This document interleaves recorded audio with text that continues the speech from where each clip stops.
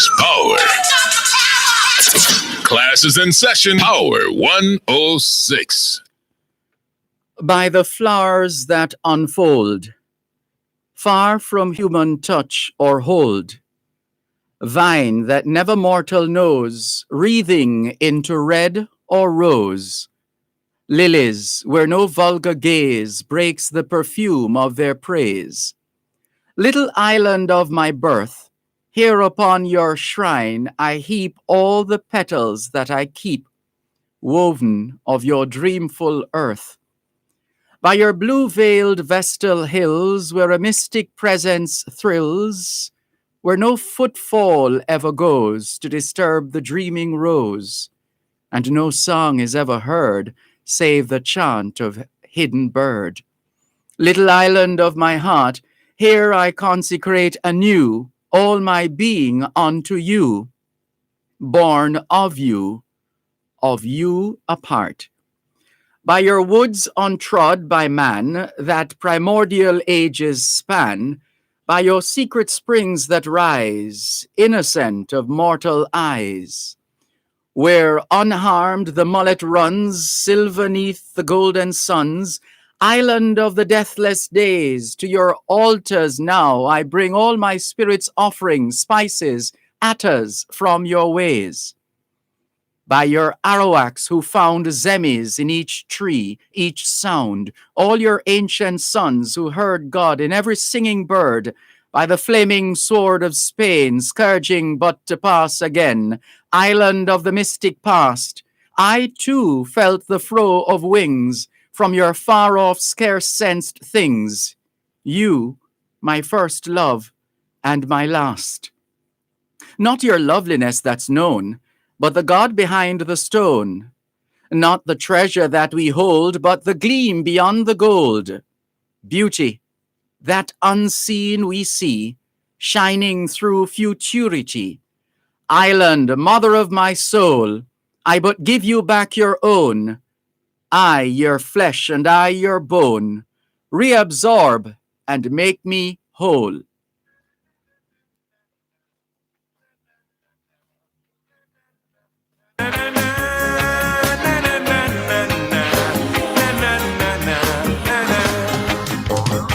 Stay a while with me.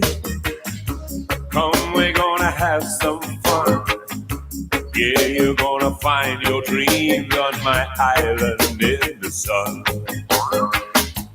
Hey, hey, come my way. Forever gonna be a sunshine day. Come, we're gonna share a smile and the sunset in Montego Bay. Hear the sound of a stiff one drop coming from the mountain top. Hear the song of the evening breeze, almost brings you to your knees. Thankful just to be alive. It's such a sunny paradise. Jamaica calling me, but I know I'm gonna stay.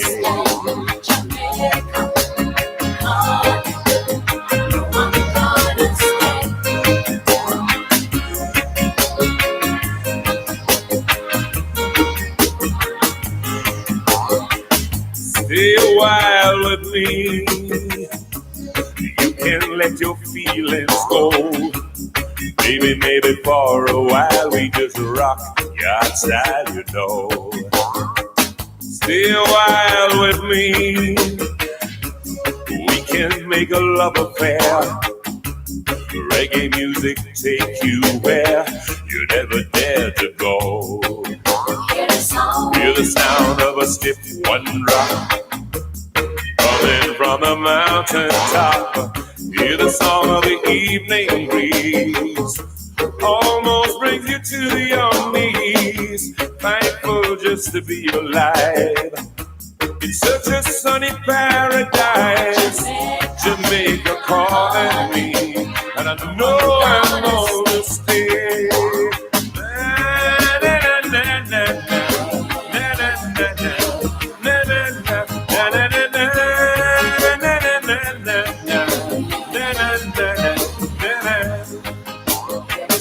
Hear the sound of a stiff one drop the mountain top. Hear the song of the evening breeze. Almost brings you to your knees. Thankful just to be alive. It's such a sunny paradise.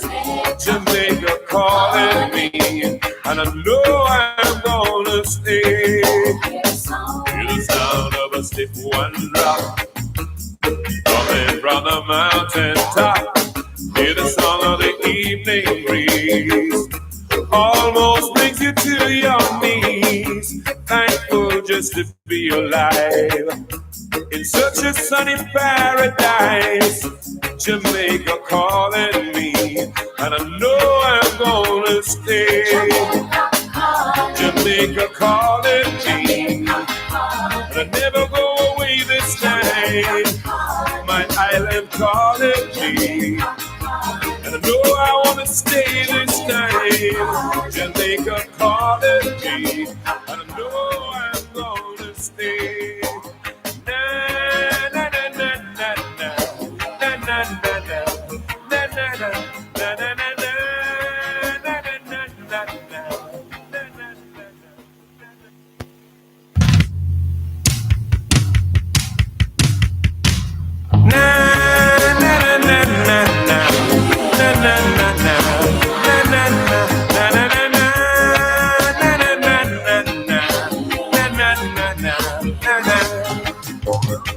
Stay a while with me. Come, we're gonna have some fun. Yeah, you're gonna find your dreams on my island in the sun. 2021 to 2030 is the International Decade of Healthy Aging, the International Decade of Ecosystem Restoration, and the International Decade of Ocean Science for Sustainable Development. It's the 30th and final day of the fourth month of 2021, the International Year of Peace and Trust, the International Year of Creative Economy for Sustainable Development, the International Year of Fruits and Vegetables, the International Year for the Elimination of Child Labor, and the International Year of Health and Care Workers. Muslims around the world are still observing the holy month of Ramadan, which runs for 30 days, ending at sundown Tuesday, the 11th of May, 2021. Ramadan is the 9th month of the Islamic calendar. The holy month of Ramadan is a time for fasting, prayer, and community for Muslims across the world.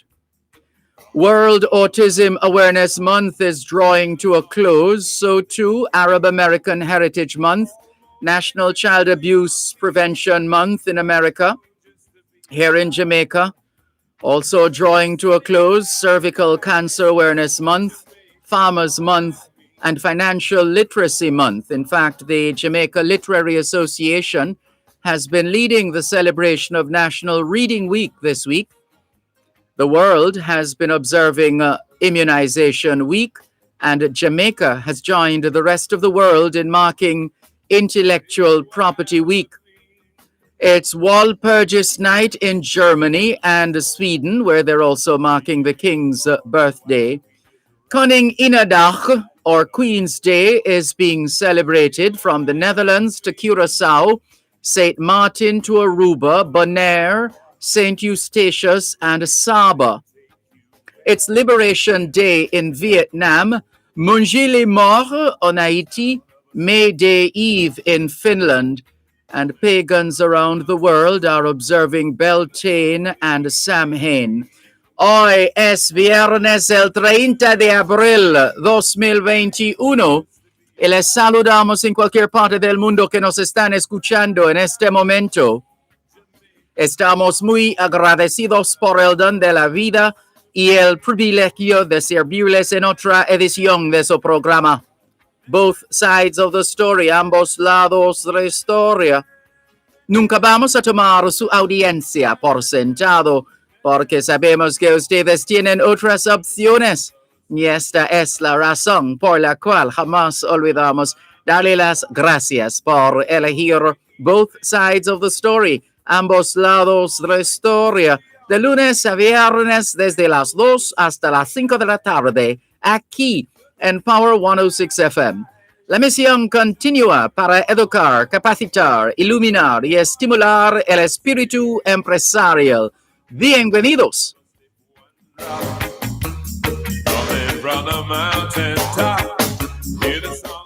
C'est vendredi le 30 avril 2021 et nous vous saluons tous qui nous écoutez où que vous soyez dans le monde. Nous sommes reconnaissants du don de la vie ainsi que du privilège d'être à votre service pour une nouvelle édition de votre programme Both Sides of the Story, le pour et le contre. Nous ne considérons pas votre fidélité comme l'un de soi parce que nous savons que vous avez l'embarras du choix.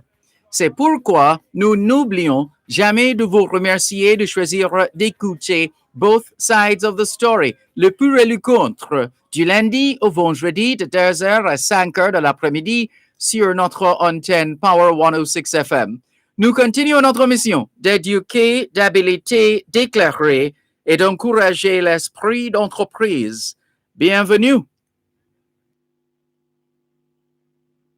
All we're saying is it's Friday, the 30th and final day in the month of April 2021, and we greet you well wherever in the world you are listening to us right now on your program, Both Sides of the Story, Power 106 FM.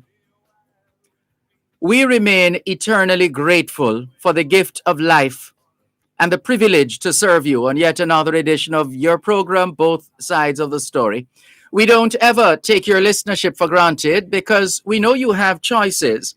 And that's why we never ever forget to remember to say thanks for choosing to listen to Both Sides of the Story, Monday to Friday, 2 to 5, right here on Power 106 FM. The mission continues to educate, empower, enlighten, and encourage entrepreneurship. Welcome. Hear the song of the evening breeze, almost brings you to your... You're listening to Power 106 FM. The time is now 2:15. Come to Stewart's Hardware 2-day Spring Super Sale. Friday, April 30th and Saturday, May 1. 2 days filled with super discounts. Get all the hardware, houseware, plants, and lots more of all you've always wanted at super sweet prices. You simply can't afford to miss Stewart's Hardware Spring Sale. That's April 30 and May 1. There'll be fantastic savings just for you. Stewart's Hardware and Home Center, building value. Ministry of Health and Wellness COVID-19 protocols will be enforced. Everyday living, we make it worthwhile. Real people, real value. Oh, what a style! From kitchen to bathroom, a whole heap of tile. Home and things for everyday living. Nice up your home, fix up every room. Shop every day, shop real value. Fixtures and faucets to catch your eye. We have the options, we have the style. Everyday living, so versatile. Real people, real value. Oh, what a style! Lowest price guarantee on everything you see. Home and things for everyday living. Join OneSpotMedia.com for 5 exhilarating days of the Issa Grace Kennedy Boys and Girls Athletics Championships live on OneSpotMedia.com pay-per-view from May 11 to May 15, 2021. Purchase your early bird season pass by April 26 for only US $25.99. The early bird season pass by May 3 for US $27.99 or the regular season pass for US $34.99.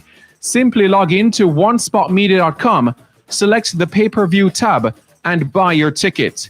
You may also download the One Spot Media app and watch on the go, so don't miss out on Jamaica's most anticipated sporting event.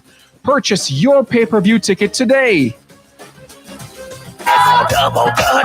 Bay Frequency goes old school this Saturday, May 1, 9 p.m. to midnight. Drop some legs to old school bangers spun by the Captain Colin Hines, Donovan Dakers, and DJ Narity, and party with Nisha Yen in our Zoom VIP area and across our social media platforms. Support the Holy Child with International Alumni Tablet per Child campaign. Cash app or call 876-465-1881 for more information. It's Bay Frequency old school live on RETV, Bay 95, Radio Jamaica 94, and One Spot Media, powered by Smirnoff Vodka, the world's #1 vodka. Must be 18 years or older to drink. Drink responsibly. I want some man, come and ride me Maybe for a while we just rock your style, you know. Stay a while with me. We can make a love affair. Good afternoon to those of you listening to us on 106.1, 106.3, 106.5, 106.7, and 106.9. From Moran Point to Negril Point, from the Goat Islands to Galena Point. This is Power 106 FM, serving Jamaica and the diaspora. Hello to those tuned in via the Power 106 FM app, which you would have downloaded from the App Store or the Google Play Store, depending on the nature of your device. Downloading is free, listening is free, whenever, wherever.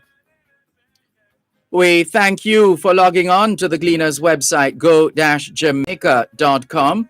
Subscribers to onespotmedia.com also have access to both sides of the story in particular and Power 106 FM in general. If you're in the United States or the United Kingdom and you'd like to dial a number to listen to Power 106 FM, here are the numbers, starting with the United Kingdom, 0330 606 0953, 0330 606 0953. If you're in the United States and you wish to dial a number to listen to Power 106 FM, please call 631-359-8281. 631-359-8281. And we're all over social media, Facebook, Twitter, Skype, Instagram, LinkedIn, BBM, Yahoo Messenger, Tango, WhatsApp, Snapchat, and what's the last one? TikTok. Oh boy. Yes. And we're on all those platforms. We're streaming live video on the Dervan Malcolm Facebook page and affiliated pages. If you're not there yet, log on to Facebook. In the search box atop the page, type DERVAN MALCOLM. And you'll be able to not just hear, but see what's happening in the studios of Power 106 FM. If you don't have a Facebook account or any other social media account for that matter, but you do have access to the internet, by all means, open a browser and type YouTube. The YouTube website should come up. And if you're doing that right now, you should see this video trending. If you're not seeing it, then in the YouTube search box, type DERVAN MALCOLM, and you'll be able to watch both sides of the story here on Power 106 FM. What's on your mind this afternoon? We're always happy to hear from you. The numbers to call, 876-922-4112, 876-922-4113, 876-922-4114, and 876-922-4115. The text line is the same as the WhatsApp number, which means you can send us your text messages, your WhatsApp messages, your voice notes, and indeed you can call us via WhatsApp. Plus, there are those who use the line as a straight line. That number is 876-365-3346. A straight line if you wish to get on the air. 876-365-3346. So that's another option. You've got options. The choice is yours. We started this afternoon with a poem entitled Dedication to My Island. Dedication to My Island, Jamaica. Dedication to My Island, Jamaica, by the poet who goes by the pseudonym CMG. CMG. That's Clara Maud Garrett. Clara Maud Garrett. And we paired that selection with Ernie Smith's Stay a While, one of the favorites of the late Tony Lang. Every time we hear this song or we play this song, we remember the late Tony Lang, who carved out a niche in terms of initially 2:30 to 5, which eventually became 2 to 5, Monday to Friday, this slot. Stay a while. Now, this can be seen in so many different ways. There are those who have been here a while, but they have to go now. And they're finding it difficult to pull themselves away from Jamaica because they've become so attached, so connected, so embedded, so vested, so entrenched, and we could go on. And Jamaica is saying to them, stay. You don't have to go. Just stay. Stay a while. And then there are those who are in the diaspora and elsewhere in the world who are hearing the call of Jamaica. Jamaica is calling them to come home, whether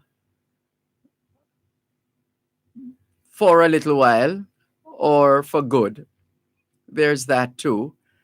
And then there are those who are infirmed, those who are unable to, those who are bedridden, those whose movements are limited, who look forward to visitors. But it's been tough during this period of COVID-19 for the sake of the health of those who are infirmed, those unable to move about, but rely on those who come to visit, or those who, the caregivers who ensure they are supported. But then some of them haven't seen anyone in a while. So whenever they get someone to connect with them, whether virtually or physically in a safe manner, some of them don't want us to go. They say, stay a while. Where are you going so quickly? You just got here. And good afternoon to Mrs. Budai. She shared with us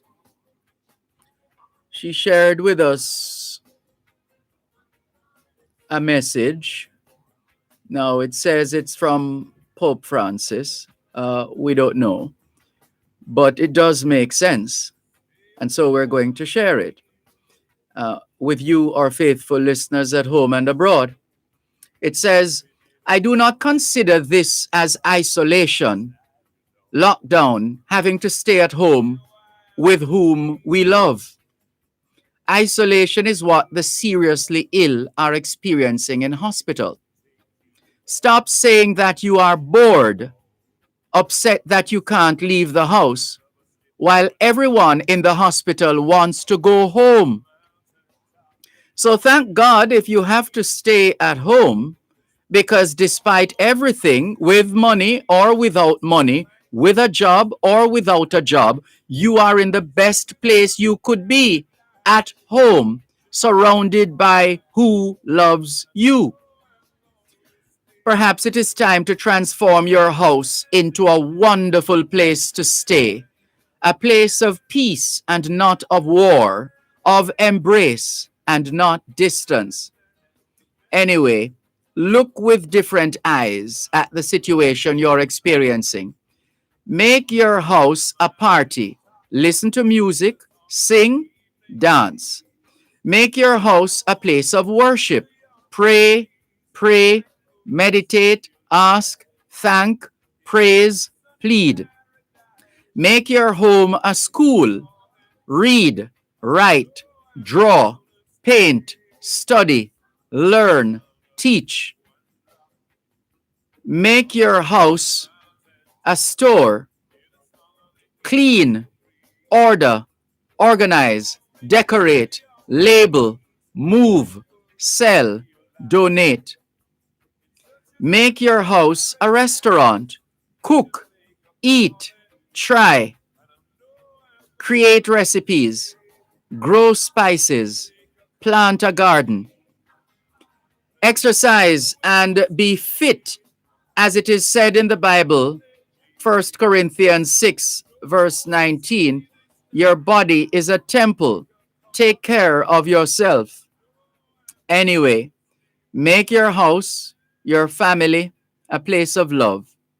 Make the best possible use of this once-in-a-lifetime opportunity.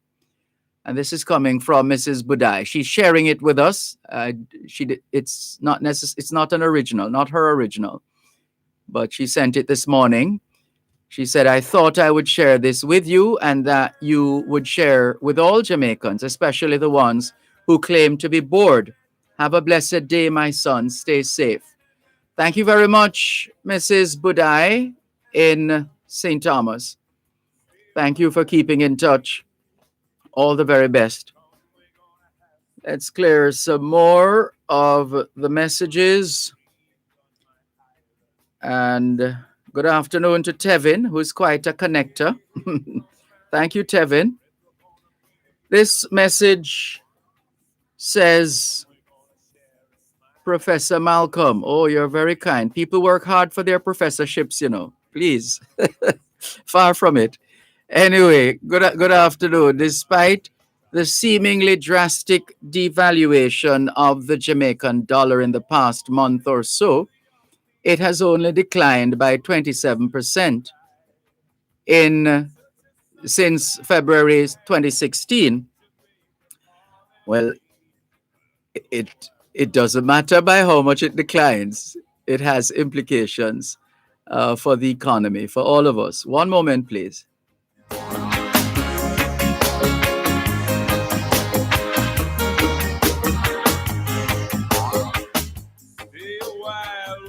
You're listening to Power 106 FM. The time is now 2:30. 2021 high school graduates across Jamaica. Be a part of the Ministry of Education, Youth and Information's groundbreaking sixth form pathway program at the University of the Commonwealth Caribbean UCC and benefit from free tuition for 2 years for most programs. Through this sixth form program, high school graduates can transition to grade 12 to earn an associate degree or other vocational certifications after grade 13. Then, if you wish, seamlessly complete your UCC bachelor's degree in just 2 more years. Visit ucc.edu.jm for details or call us at 876-906-3000. UCC, fostering leadership and innovation.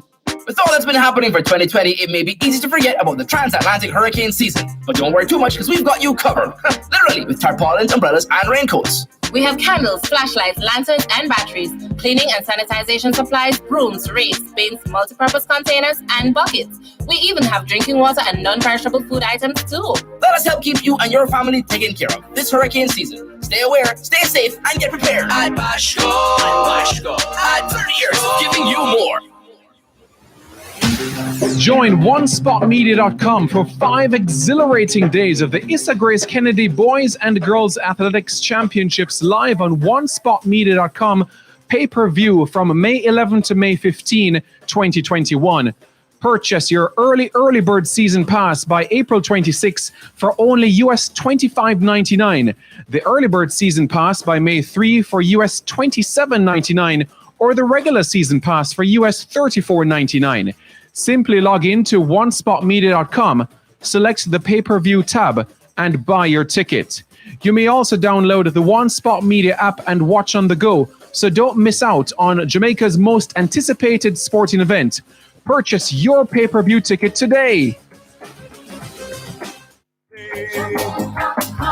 Jamaica calling me, and I never go away this time. My island calling me, and I know I want to stay this time. Jamaica calling me, and I know I'm going to stay. Thanks a lot for staying with us here on your program, Both Sides of the Story, Power 106 FM. Let's complete this message. Right, so this person is saying, despite the seemingly drastic devaluation of the Jamaican dollar in the past month or so, it has only declined by 27% since February 2016. And this represents the lowest rate of devaluation in any 5-year period since 1974. That's why there's no justification for the steep rise in the cost of some goods since last month. They just use the devaluation as a scapegoat to inflict punishment on consumers. There's more than enough blame to go around on this subject. But thank you very much for your message on WhatsApp. But as we all know, because of our heavy dependence on foreign goods, especially some services too, but foreign goods, it means that we have to find US dollars to pay for the foreign goods. And we know that a significant portion of the items in our basic food basket are imported. Most of them are imported. So it has implications all around.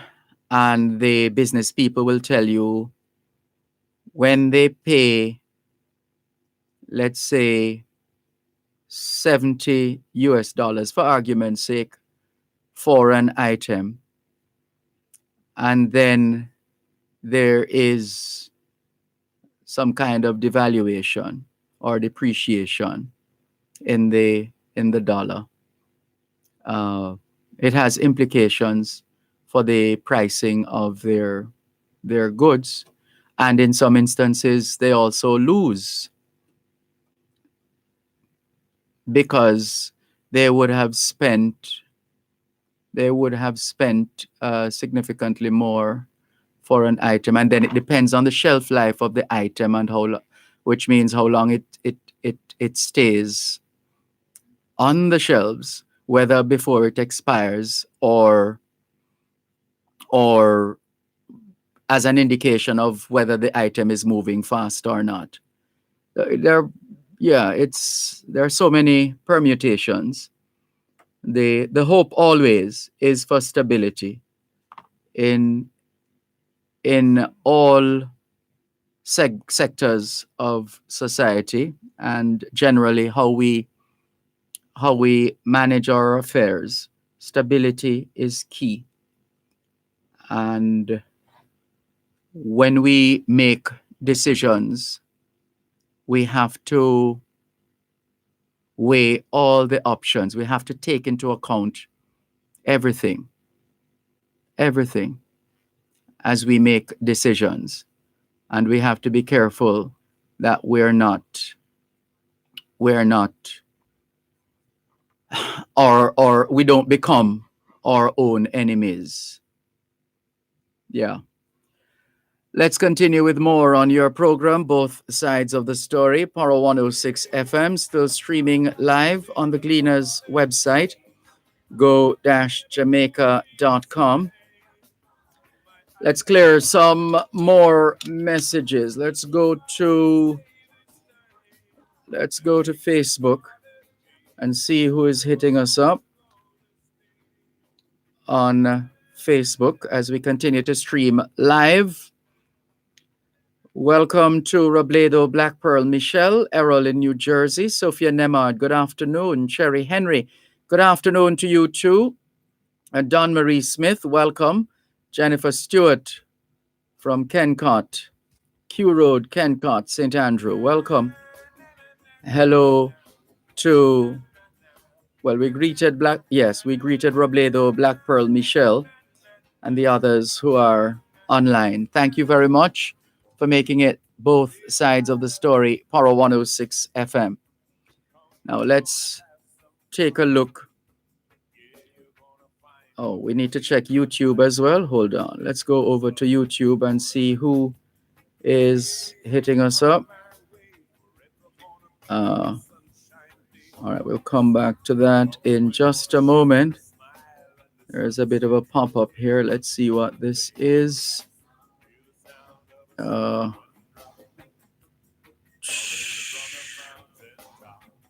right, just the general update from our colleague Damian Mitchell, integration editor with the Gleaner.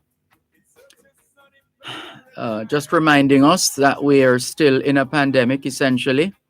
Sadly, we lost 8 more people to COVID-19 yesterday, which means the death toll is now 778. 778 people have died from COVID-19 in Jamaica. Yesterday, 164 new cases were reported for a total of 45,578. There are 23,409 active cases of COVID-19 in Jamaica. 204 people are in hospital, 11 of them moderately ill, 19 critically ill. 114 more people recovered from COVID-19 yesterday. The total number of recoveries now at 21,059. Those are the latest numbers by way of update. Usually at this time of the afternoon, we do our best to bring you up to speed with some of the trending stories so you get a sense of what you may have missed or confirmation of information you may have come across during the day. Israel buries first victims after festival crush. That's what the BBC is reporting. Netanyahu promises inquiry as first victims are buried. Families in Israel have begun burying their loved ones after at least 45 people died in a crush at a crowded Orthodox Jewish festival overnight.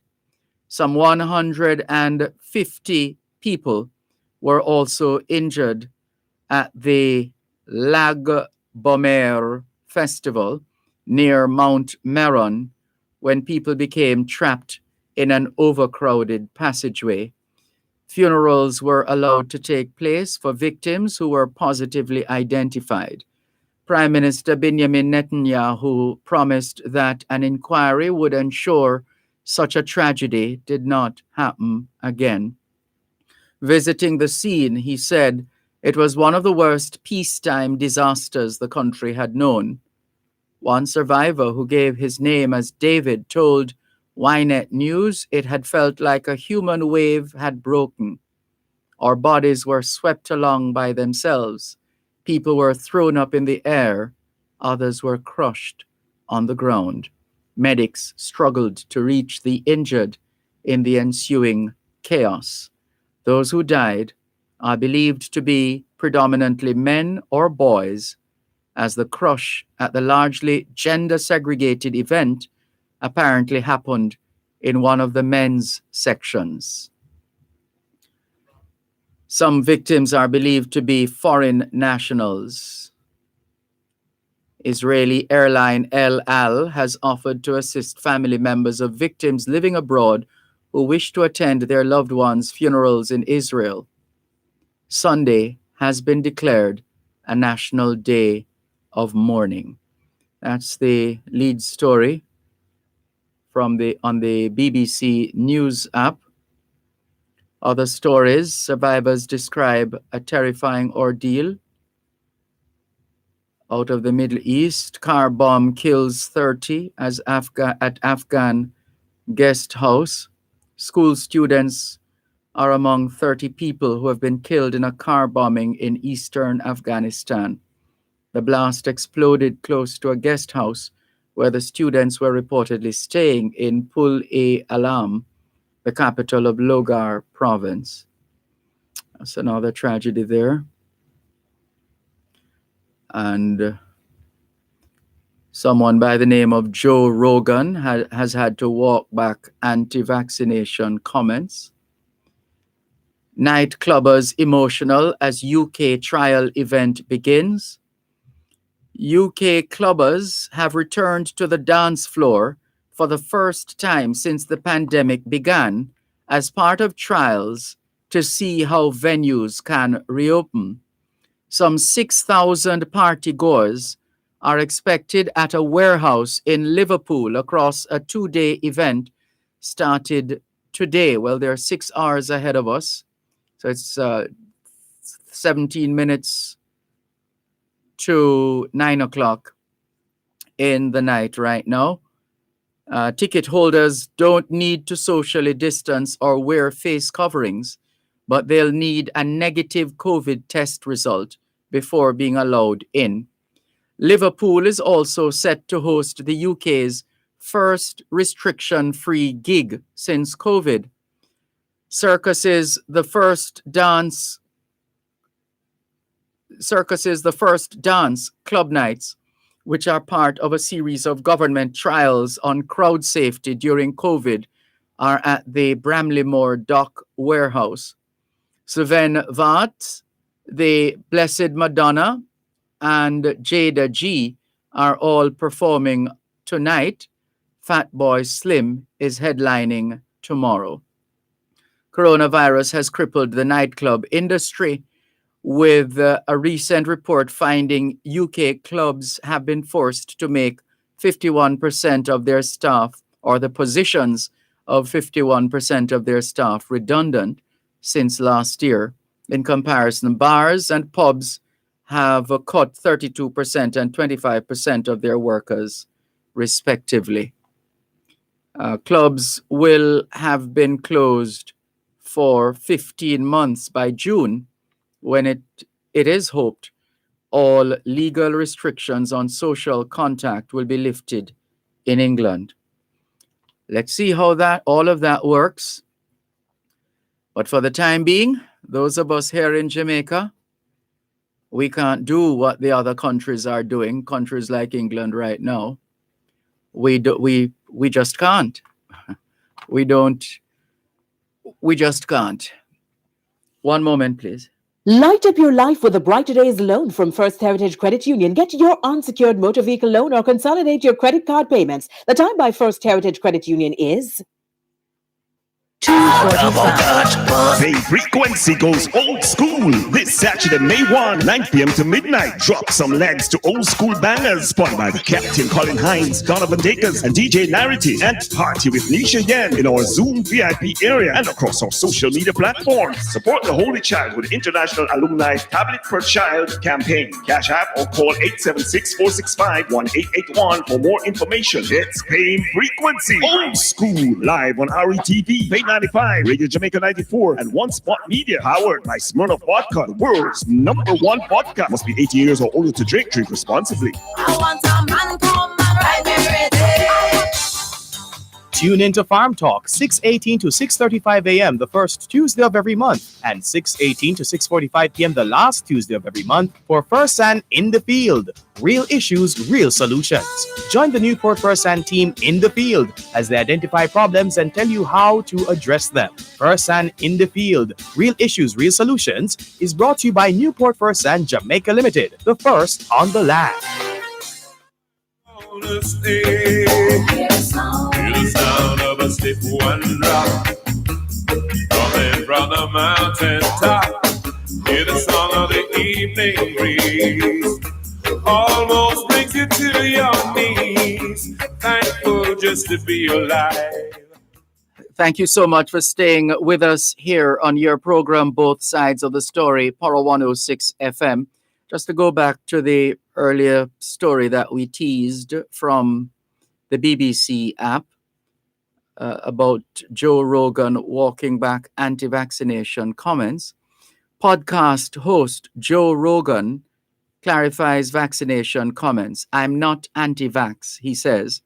Hugely popular US podcast host Joe Rogan has backpedaled on his comments that young, healthy people could forego the coronavirus vaccine. I'm not an anti-vax person, Rogan said. I believe they're safe and encourage many people to take them. But Rogan did not walk back his suggestion that the young and healthy do not need vaccines, which drew backlash from White House officials. Experts say everyone over 16 should get vaccinated to stop the virus's spread. The Joe Rogan Experience was Spotify's most popular podcast in 2020. Though the streaming giant did not share the number of times his episodes were downloaded, Rogan has more than 7 million followers on Twitter and 12.5 million followers on Instagram. His podcast was acquired by Spotify last year for more than $100 million US dollars, or 77 million pounds. Now, this person is obviously a social media influencer. This is who you call a social media, an example of who you would refer to as a social media influencer. With all these followers, and you're constantly have to be feeding them with something. Yeah, that takes some doing. And while we're on vaccines and who is anti-vaccine and who is not, here's another story the BBC is reporting. Stephen Karanja, Kenyan anti-vaccine doctor, dies from COVID-19. A Kenyan doctor who became a vociferous opponent of the COVID-19 vaccine has succumbed to the virus weeks after saying the vaccine was totally unnecessary. Dr. Stephen Karanja, chairman of the Kenya Catholic Doctors Association, advocated steam inhalation and hydroxychloroquine tablets. He clashed with the Catholic Church over the safety of the COVID vaccines. Health authorities and the World Health Organization, WHO, rejected his claims. The Kenya Conference of Catholic Bishops also distanced itself from Dr. Karanja's view on the COVID-19 vaccines, saying the vaccines were licit and ethically acceptable.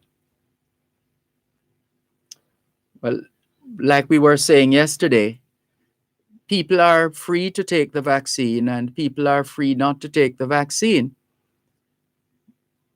But be prepared with whatever flows from that, so that the fact that millions of people, and we shared some of those numbers yesterday, millions of people have indeed contracted COVID-19 and have survived. There's that. But then more than 3 million people in the world have died from COVID-19. So then it's a matter then of, for some people, seeing what happens. What's the likelihood of recovering? And remember, every individual is different. Everybody's immune system has certain peculiarities, right? So that you don't know if and when you catch COVID-19, whether COVID-19 will be kind to you, in a manner of speaking, or COVID-19 will put out your light.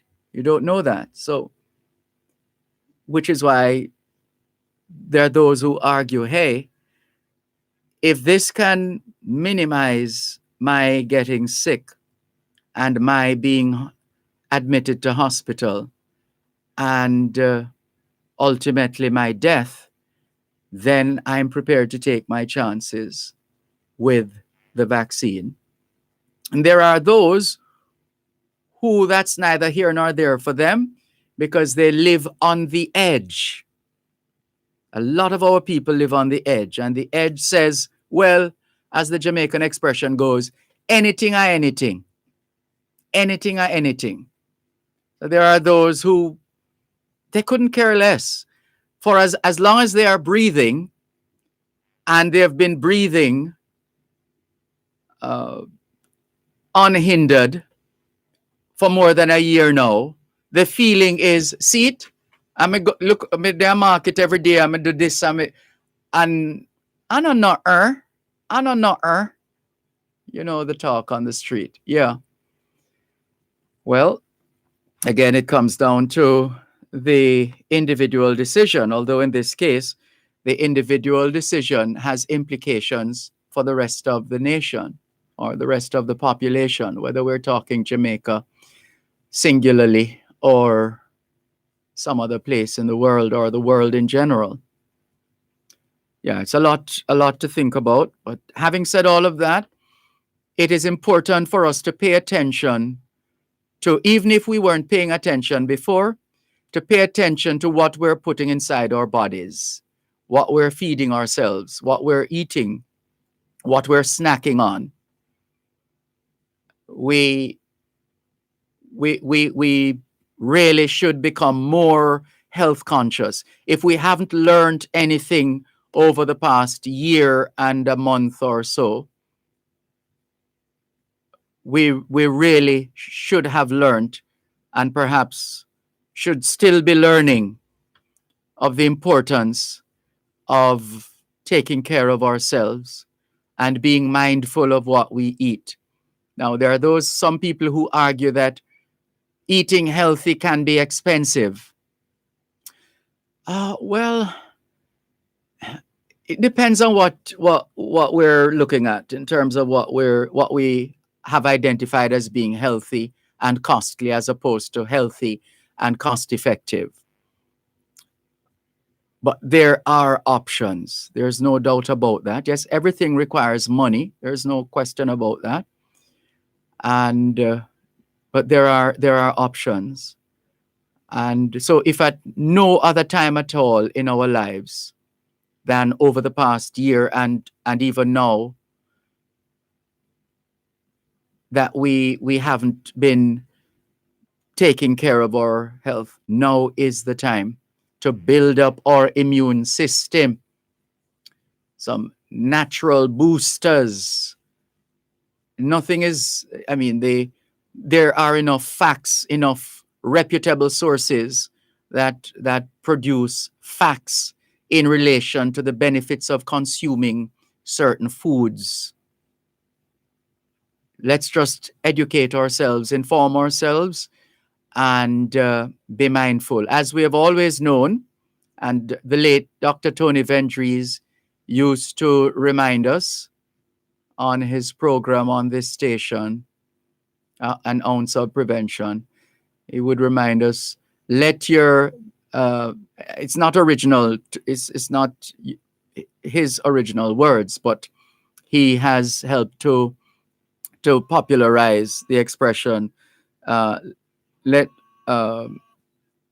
your medicine be your food and your food your medicine, which makes sense.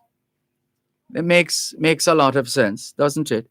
Let your medicine be your food and your food your medicine. So that's an important part. And physical activity is always in, because even if we're not so well, the doctors tell us that persistent levels of physical activity can in fact reduce the potency of certain conditions, so to speak, can reduce or minimize. And there are those who swear by physical activity as having done more than that as well. So it is.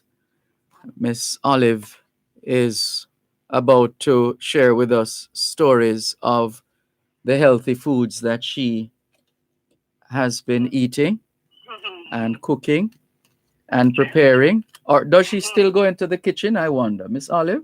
Of course. I go in the kitchen, but not as often as I used to, because my children don't want me to tired out myself cooking to them. So them cook and bring on, but I still have to warm it up. The story is told of the heavy cooking. The story is told, sorry to cut you, the story is told of the husband who was trying to find some kind of a new way to celebrate or celebrate his wife's birthday, something different. So he supposedly asked her, and she said, "Take me somewhere I've never been." And take me in the kitchen, yeah. Dervan. He did not take her. But but look what I did now. Oh dear. Oh no, I'm not gonna share any more anecdotes with you, Miss Olive. No, because you're out to get me into trouble now. Oh no. Let me just swallow a little bit of water. Okay, go ahead and get the water. Yes, please get the water. All right, no more jokes. No more jokes. Go ahead, Miss Olive. I know it's soon break Yes. time. Yes. You know, I was listening to it. I don't remember if it's this church that is up. Gosh, I forget the name of it. But they come on, I forget the channel. You know, you just turn and buck up something and decide to listen. Yes, I do that from Right. time to time. Yes. And what the pastor was saying was up my street. He was talking about DNA and the difference up and what the DNA do to your body, whatever. I mean, I remember the name of the other something that is in your body and thing. But he went on to say he was talking about the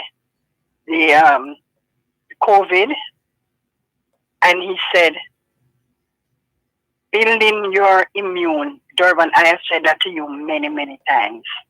Your immune is the key. Cut out the McDonald's, cut out the KFC. Well, you don't need to call the names, please, because what you're doing Sorry, inadvertently. no, make them fire, you know. No. But what you're also doing is giving free publicity. Yeah, okay. In reverse. Yes. No, and that I don't because I do it. Yes. But go ahead. Anyway, back to the story. So you're talking about fast food. Just put them in the category of fast food. Fast food. Yes. And when you listen to LCU in the morning and hear the amount of people who plant things in their backyard, Dervan, they simply one day the part nothing else. You hear me? Hold on. Tell us some more after the break, please. Okay. You're listening to Power 106 FM. The time is now 3 o'clock. Bay frequency goes old school this Saturday, May 1, 9 p.m. to midnight. Drop some legs to old school bangers spun by the Captain Colin Hines, Donovan Dakers, and DJ Narity. And party with Nisha Yen in our Zoom VIP area and across our social media platforms. Support the Holy Childhood International Alumni Tablet per Child campaign. Cash app or call 876-465-1881 for more information. It's Fame Frequency Old School live on RETV, Pay 95, Radio Jamaica 94, and One Spot Media. Powered by Smirnoff Vodka, the world's #1 vodka. Must be 18 years or older to drink. Drink responsibly. I want a man come and ride me ready. Brings you to your knees, thankful just to be alive. It's such a sunny paradise, Jamaica calling me, and I know I'm gonna stay.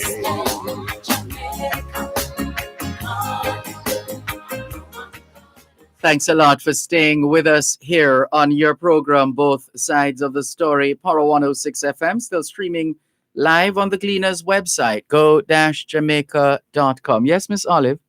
Yes, and as I was telling you the other day, that Mr. Kelly have this certain in his program and every morning when he talk to a farmer and then him invite people who doing a backyard thing. I mean, when you hear the amount of people who planting callaloo, tomato, bok choy and pak choy, even as I said, and when you have to do one of the bok choy different from pak choy, but different things that people planting, and it saves them money. I mean, yes, vitamins are expensive, Dervan. I can tell you how I vex with this COVID because my business mash up. Because my people them can't get to bring in my vitamins from. Because when you go in the supermarket and see one little bottle of vitamin, it costs a hell of a lot. When you buy that, you can't do anything, but still try save up little money and build your immune. Your immune is the key for any, and that's what the man was talking about this morning. I couldn't wait for your program come on. For share the information with what the man was saying, and I say when I'm done, I say, Mister, I agree with you 100%.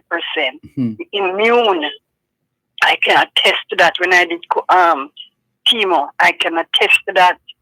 Just know that business mess up, you know, we can't walk and all. We have to walk with with walk on all them things there. You understand? But I still try. I'm sorry I can't do the exercise like I would love to because I used to exercise a hell of a lot. When I was in America, I used to exercise a lot. And thanks to my son's father, who died a couple weeks ago, he put me on to them things, the exercise, the green juices, the whatever. And I make my own drink. I don't buy no drink in supermarket. I make my own things. And I enjoy them so much. People need to learn to do. And the import and export situation, that's another headache again. So please, people out there, do what you can to save a dollar. Save a dollar here, save a dollar there. You go buy a dozen omega-3 or a dozen CoQ10 or a dozen vitamin C, because I do the vitamin C, drop it in water. I'm going to drink that every day, one every day. I do my B12 and things like that, my calcium calciate and things like those. And it really and truly helps. So please, people out there, just be serious. And what I don't understand is Ministry of Health and Wellness. And not one, I might be wrong, but not one day I ever hear them come out and telling people how to eat and what not to eat and to keep them body in good condition. I might be wrong, as I said, but they need to stress it more than how they must stress this COVID something here. Every turn you turn, it's COVID. Yes, it is here for a long time, but there are other things we can do to guard against the COVID. And I pray and hope that people learn and listen and do what they can to get this thing out of the country, because it'll mess up everything. So, Dervan, you be blessed. And too. Mr. Man send me a text and say, in the year, maybe no joke yesterday. So I tell him, so I went to the barber to get me, send him a text this morning. So I went to the barber, get my hair cut. And my daughter, them jinx me. Carry me up to my other daughter, wash my hair, shampoo, and put in something to curl it up, and thing and cook soup. While I sit down there, them cooking soup. Sounds like you're living the life. After me tell them, say, I want some soup over thing there. The place near me here, over in Pines. And my daughter said, oh, I should have drive that way, but by this time she don't know that them they plan for me. Anyway, I had a good time, and them bring home after curfew. So you look at most police lock me up. Uh-oh. I remember Minister 9. Minister 9 when she dropped me home. But, it was so much fun being around them, I can't tell you, Dervan, how I appreciate the camaraderie with me and my children and my grandchildren. I can't emphasize it. People take care of your picnic so that later on they will take care of you. Have a good day. Bye. You too. All the best. Okay. Take care. Bye-bye. Good. Bye. This is your program, Both Sides of the Story, Power 106 FM, still streaming live on the Gleaners website, go-jamaica.com, live on your smart devices all over the world, taking your calls on 876-922-4112, 876-922-4113, and 876-922-4114. In fact, there's also 876-922-4115.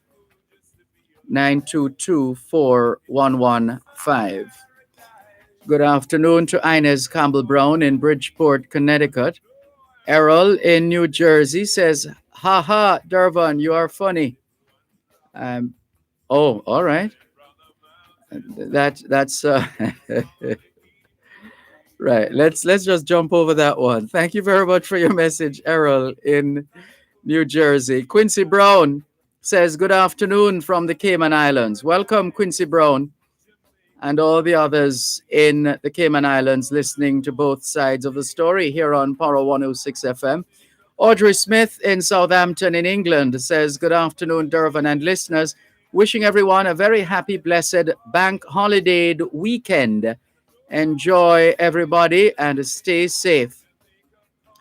Thank you. You do the same, Audrey Smith. Jennifer, Q Road, Kencott says, "Miss Olive, they say eat what you grow." Indeed. And that, by the way, goes way back. The first time that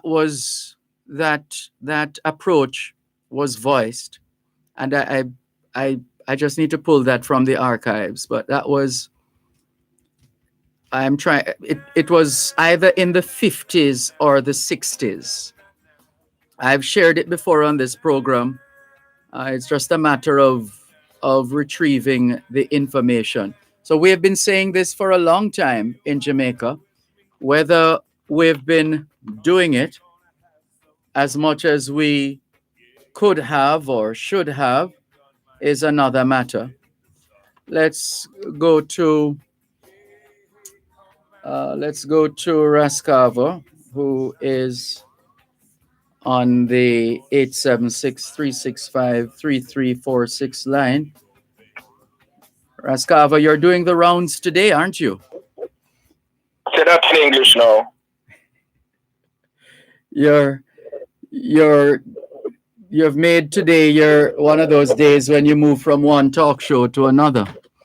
Well, yes, everyone have their different way of thinking and their different experiences in life. So that's what makes your knowledge base almost complete. Your experience is your truth, so is mine. So the students can also teach the teacher. Quincy Jones just tell us, did I say you're funny? Who's that? Who did say you're funny? Quincy Brown in the Cayman Islands. Quincy Brown in Cayman, you see, in Jamaica, to call a man a funny man, that's a bad word. Don't do it again. You see, Mr. Malcolm never want to join you tonight. But don't do it again. Okay. It shouldn't be Raskava. The poor word. The word is innocent. Yeah, but it is very powerful based on the calming of text that you use it in. I hear you. You see, does the junior parliamentarian still exist? It's not in this parliament. Do we have any junior, what do you call them? Parliamentary secretary or? No, not that. There No, were what do you some mean? students used to attend Oh, parliament. yes. But you missed it. It took place. When did the last one take place? Well, time flies. Was it last year? I think they still had it, if in a scaled down manner. Yeah, man, it's still happening. Just as how they have the junior mayor, the students who are junior mayors. Yeah. Why I asked that, Yes. There should be a clause, if not a law, that muzzled parliamentarians when they are in parliament debating, that when a member is making a presentation, all should listen, and it must only the speaker alone should rebut or stop that speaker. Everyone must go through the speaker of the house. That's how it's supposed to be, Raskava. But apparently, as human beings, some of us can't help ourselves. We have to be a part of the what the Englishmen call argy-bargy. The tracing match. Yes. That's what they do. Yes. But that's setting a good example for the students who's going to replace them. You are because correct. If you want to have a good reasoning that you can listen and hear what another person say, then you must stop make noise with those desks. Even when I tell Mr. Chuck get up to talk, and when the man say one word, they start clap as if they had known what he was going to say. You need to listen to the people, man, and make youth and youth say, well, yes, that's how adults reason. So we have to follow, which is the best way now to use the word, if we want to become the leader that they are in, the position they are in now. But you're not setting an example. When I tell them I treat the one and say, oh, if you think you're who you are, come out and do follow me. When you not go out, they go do anything, come out and follow you. Tell him, say, boy, you know, so you make me feel bad, look a while, man. Shake me and I make up it. No! I know that, they may not go, they go do. And the speaker, as I said, I respect the way that she handled the thing with when them are going on the last sitting there, you know, I do respect it a lot. And I was just saying, yes, this is the start of hopefully where we should have been long time. Only to find out that some bad luck people run back to start. We didn't know how can man say, sit down. Who dare you to be telling the other member who's making a submission to sit down? Let the speaker do his or her job. And there should be a clause or a law that muzzle those persons in parliament. Yes, that's the thing, Rascava, with people. One of the things, as you would know, we like to say on this program as well, is that we can have all the protocols in the world. We can have all the systems, processes, laws, regulations, constitution, all of these things. In the final analysis, it really comes down to what an individual does at a particular point in time. And then you can always multiply that. You will always have the rabble-rousers. You're not going to get away from that, apparently. Well, we need to have something that they need to think twice about before doing it. Yeah, maybe some kind of sanctions, like, well, yeah. Yes, that will let them think twice. I have gone to the meeting of the parish council, as it was, our now municipality meeting, representing the association, the citizen association. And they are telling me, no, you can't come here and tell me nothing we are going in your area that we need to know. You have got to talk to your council and make him tell you. So what's the purpose of accepting the invitation that we sent him? That you could just consider and listen to, no? And they come back quarrel and they must say, well, boy, this is a free parliament, you know. And I got on the same way like in parliament. When that is losing time to take care of the people's business that you are paid to do. You cannot talk about this a free parliament, so we have to do with them do up the talk. That is, and I don't know, no, sorry, you know, probably not rationalize it, you know. Yeah, it's a high level of immaturity, Rascava. One moment, please. Coast to Coast Concrete, the high quality concrete for fencing, roofing, foundation, and road surfacing. Call 876-754-7472.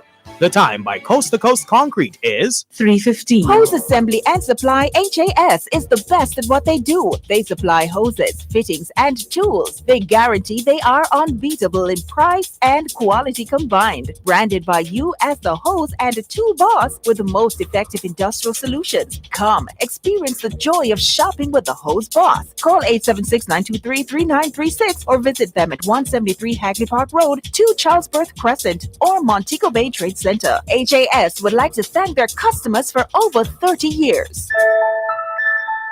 Jamaicans, our brothers and sisters in St. Vincent and the Grenadines have been displaced by recent volcanic eruptions and need our help. The Ministry of Local Government and Rural Development has set up a relief fund to supplement the logistic support being offered by the Jamaican government. Play your part by donating to Office of Disaster Preparedness and Emergency Management ODPEM account number 212-387-304 at National Commercial Bank, Oxford Place Branch. That's account number 212-387-304. Account name ODPEM. Account type current. We are one Caribbean. Let's all lend a helping hand. A message from the Ministry of Local Government and Rural Development. The Gleaner Premium will excite your digital media experience, satisfy your appetite for exclusive stories and special access to editors' fora, videos, podcasts, and much more. To subscribe, go to jamaica-gleaner.com/premium and select the e-Gleaner or website option. Welcome to your new digital experience, the Gleaner Premium. Free for a limited time only. Bay Frequency goes old school this Saturday, May 1, 9 p.m. to midnight. Drop some legs to old school bangers spun by the Captain Colin Hines, Donovan Dakers, and DJ Narity, and party with Nisha Yen in our Zoom VIP area and across our social media platforms. Support the Holy Childhood International Alumni Tablet per Child campaign. Cash app or call 876-465-1881 for more information. It's Bay Frequency old school live on RETV, Bay 95, Radio Jamaica 94, and One Spot Media, powered by Smirnoff Vodka, the world's #1 vodka. Must be 18 years or older to drink. Drink responsibly. I want a man come and ride me ready. Maybe for a while we just rock your style, you know. Stay a while with me. We can make a love affair. Reggae music take you where. Thanks a lot for staying with us here on your program, Both Sides of the Story, Power 106 FM. Yes, Rascavo? I sent you some videos and some pictures. I don't know if you got time to look at it and make anything of it. Yeah, I sort of briefly scanned the information because I was checking some other messages at the same time. But I haven't. It's a NWA responsibility for that. Oh, I wanted to ask, what did you say? Which area? Did I miss that? I said I told it's coming from the hospital, Mapen Hospital. So the area would have been Denby. Right. That was across the road. The time is it. right. All right. Let me add that. So you can send it to that road manager there. Her name again? Stephen Shaw. Right. Who responsible for all the trains and roads in Jamaica. That's a big mammoth task. Yeah. No, I'll happily pass it on. But there's just, I think that was the one thing why I paused it, because I checked the message or messages, and I was still wondering where's this again? For some strange reason, I didn't remember that you had pointed out that it was near the hospital, which is right there in Denby. But as I say, it's a dream that is not easy to fix. Because you can see the condition, the walls and broke down, drop down in the other pier bush, take that space. But that cannot be fixed without it clean out thoroughly and dry and start rebuild the wall from foundation up again. Yeah. That cannot be done while that type of water is in it. So they will have to block it off from over the hospital, build a temporary soak away pit to accommodate that water while the work is going on. And then they rechannel the water into the drain again. I don't know if they don't know, so that they have to do why they now want to do nothing about it. Because I cannot work on as it in the state that it is. See, I know the dead rat them in the trail and big like a pussy, I saw that. And then stink up the area, and the place is so full of mosquitoes. Especially now that they report the dengue now is on the rise again. Mm-hmm. Oh boy, there's an expression. This is like punkus pampankas. I tell you, I don't know what that means.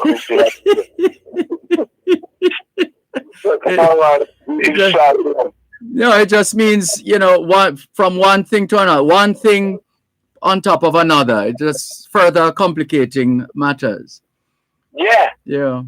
And I also said the video about the train that is supposed to carry over 1,000 people and over 4,000. Oh, that's in India. Yeah. Yes, I saw that. Why the virus is so rampant there? Yes. And I'm saying that I don't even see one somebody have come off. Or the light side that then come off probably over the other side and they end up on one side. Yes.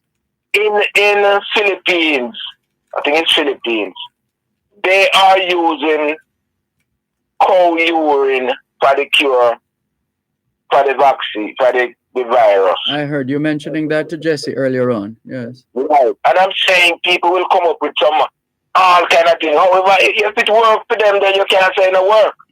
But it's just really yucky. Well, it comes back to that point we like to make on this program. One thing following another is not necessarily an indication that one caused the other, unless you're able to scientifically prove that is what happened. It could just be a temporary ailment or whatever you were having, and the time came for it to come to an end. And it just so happens that it came to an end right after you consume something. You never had pink eye? No, knock on wood. No. When pink eye is in Jamaica, people used to use their own urine to wash their eye, to get rid of it, Oh. Yeah, man, and it works. I never have it to the point that I had was to do that. But urine carries away the waste of your body, the toxin.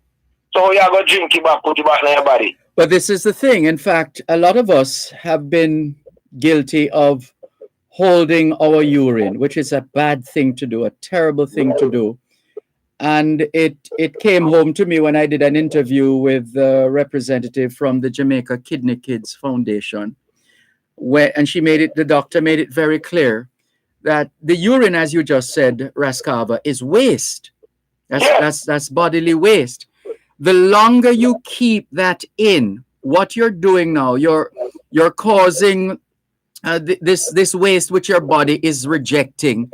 You are feeding it back to the body, and the elements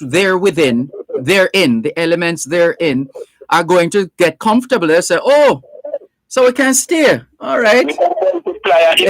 Yes. Yeah. It's serious, man. It's serious.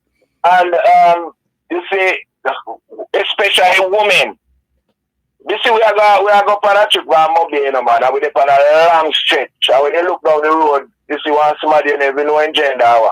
And when the man then go and pee, the woman then turn up and squeeze up their leg and bend up through, let's see one man down the road there. Yeah, well, and you see. That cause them urinary tract infection. Yeah. I will tell them that, me know one girl, you know, man, that the girl, she turn up and shot BP, she turn up, she never stoop down. We don't need to get too graphic now, Raskava, but we get the picture. Yes.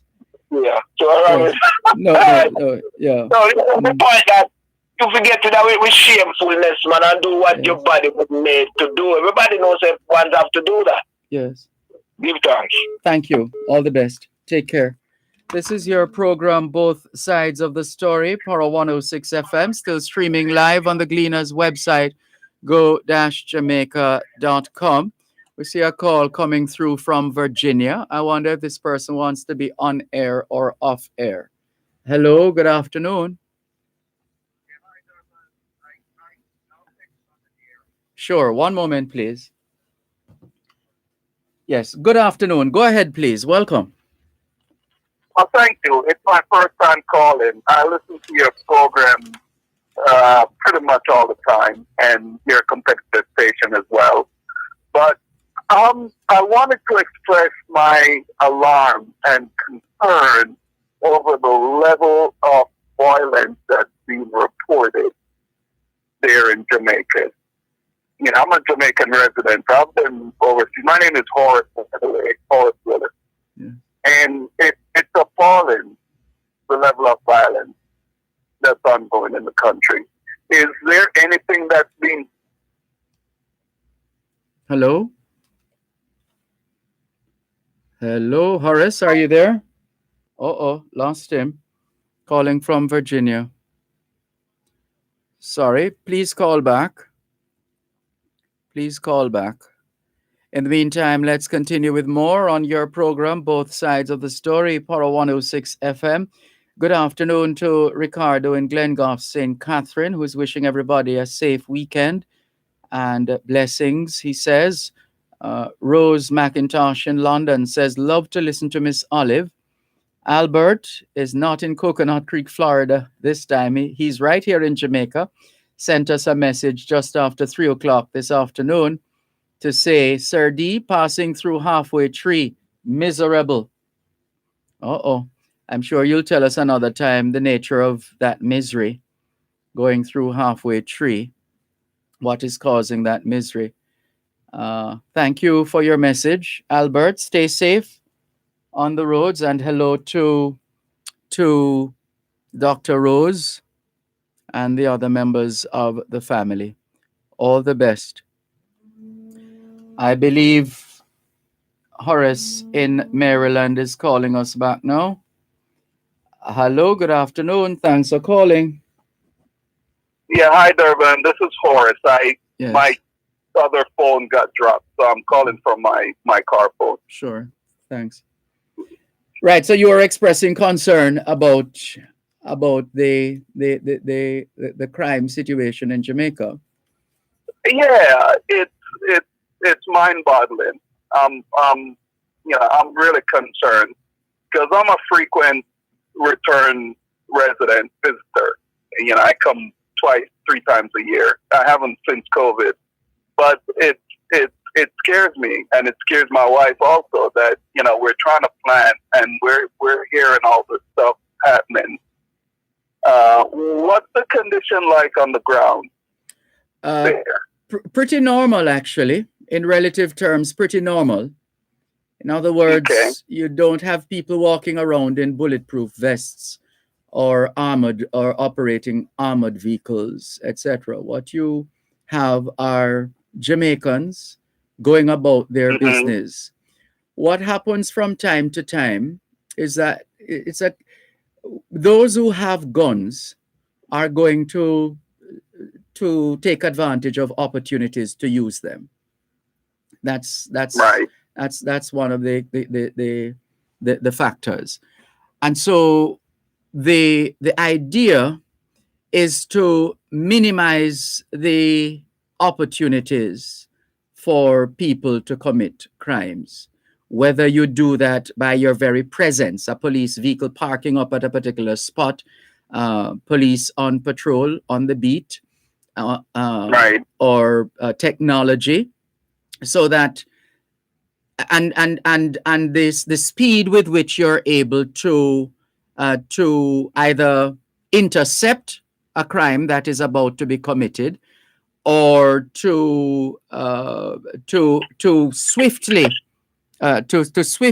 get a hold of the perpetrators, whether alleged or otherwise, and then move the process along.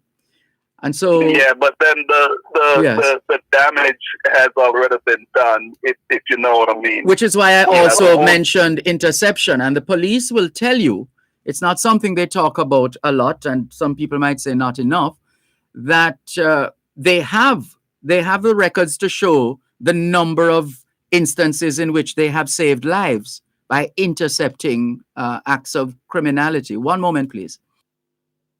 You're listening to Power 106 FM. The time is now 3:30. The Board of Directors and Management of Manpower and Maintenance Services Limited Group, MMS, celebrates their 31st anniversary and the opening of the organization's new product sales and distribution center on Tuesday, May 4. Join Real Business with host Roston Hyman and Dr. Andrea Sutherland, and Power Talk with host Ronnie Thwaites as they take you through the goals, history, and expansion of the company.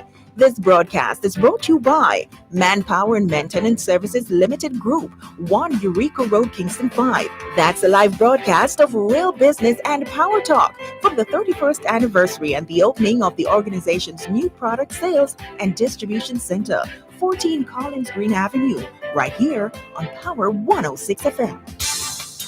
Tune into Farm Talk, 6:18 to 6:35 a.m. the first Tuesday of every month, and 6:18 to 6:45 p.m. the last Tuesday of every month for First San in the Field. Real issues, real solutions. Join the Newport First San team in the field as they identify problems and tell you how to address them. First San in the Field, Real Issues, Real Solutions is brought to you by Newport First San Jamaica Limited, the first on the land. Jamaica calling me, and I know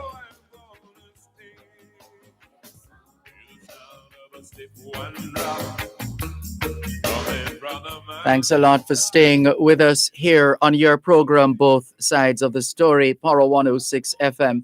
Thanks for holding. So there are instances where the police will tell you, they don't talk about it a lot, if or enough, just to give people a sense that they are always on the job, even when you don't see them or hear them, because they would have used certain covers, so to speak. Sorry, go ahead. When we're in Jamaica, we're there for 2 weeks.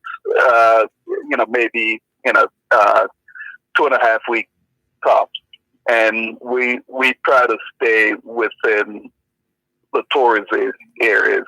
Montego Bay, Rosal, that neck of the woods, Ocho Rios, etc.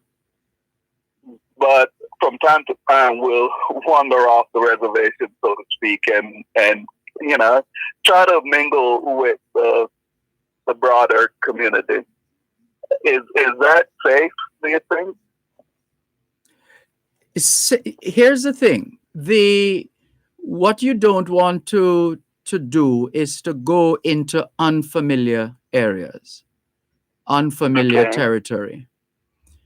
I have had reason to drive through some of the 23,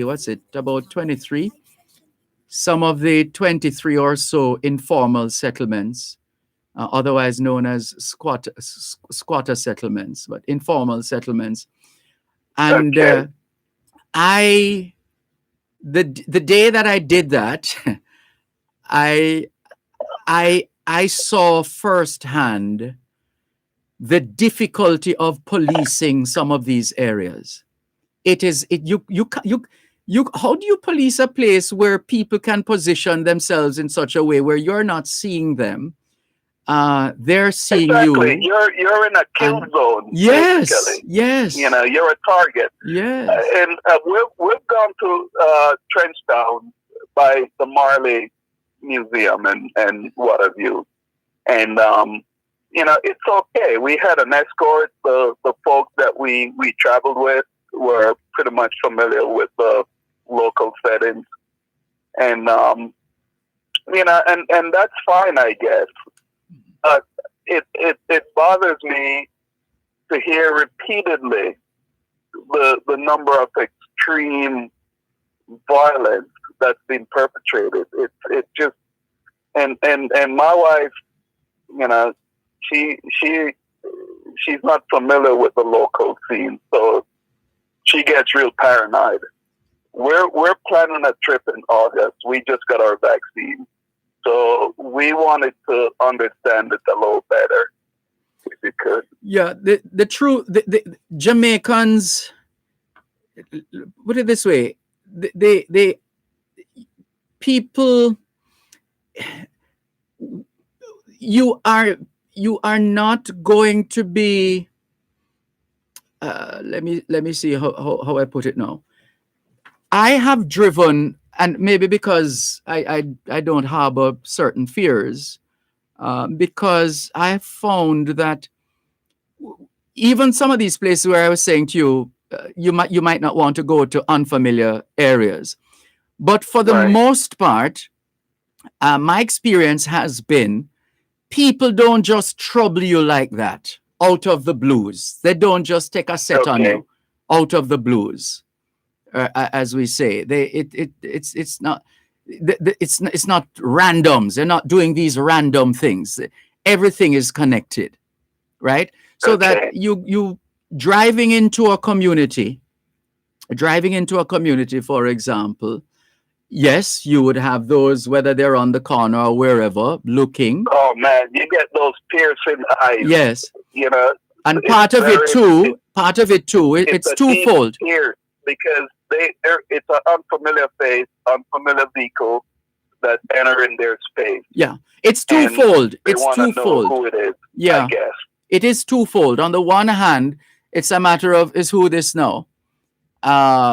You know, is it police in unmarked vehicles? Is it somebody looking, some people looking to do a drive-by, some kind of drive-by shooting? Is it, or are, you know, who are these people? That kind of a look. But usually, curiosity than anything else. there you go.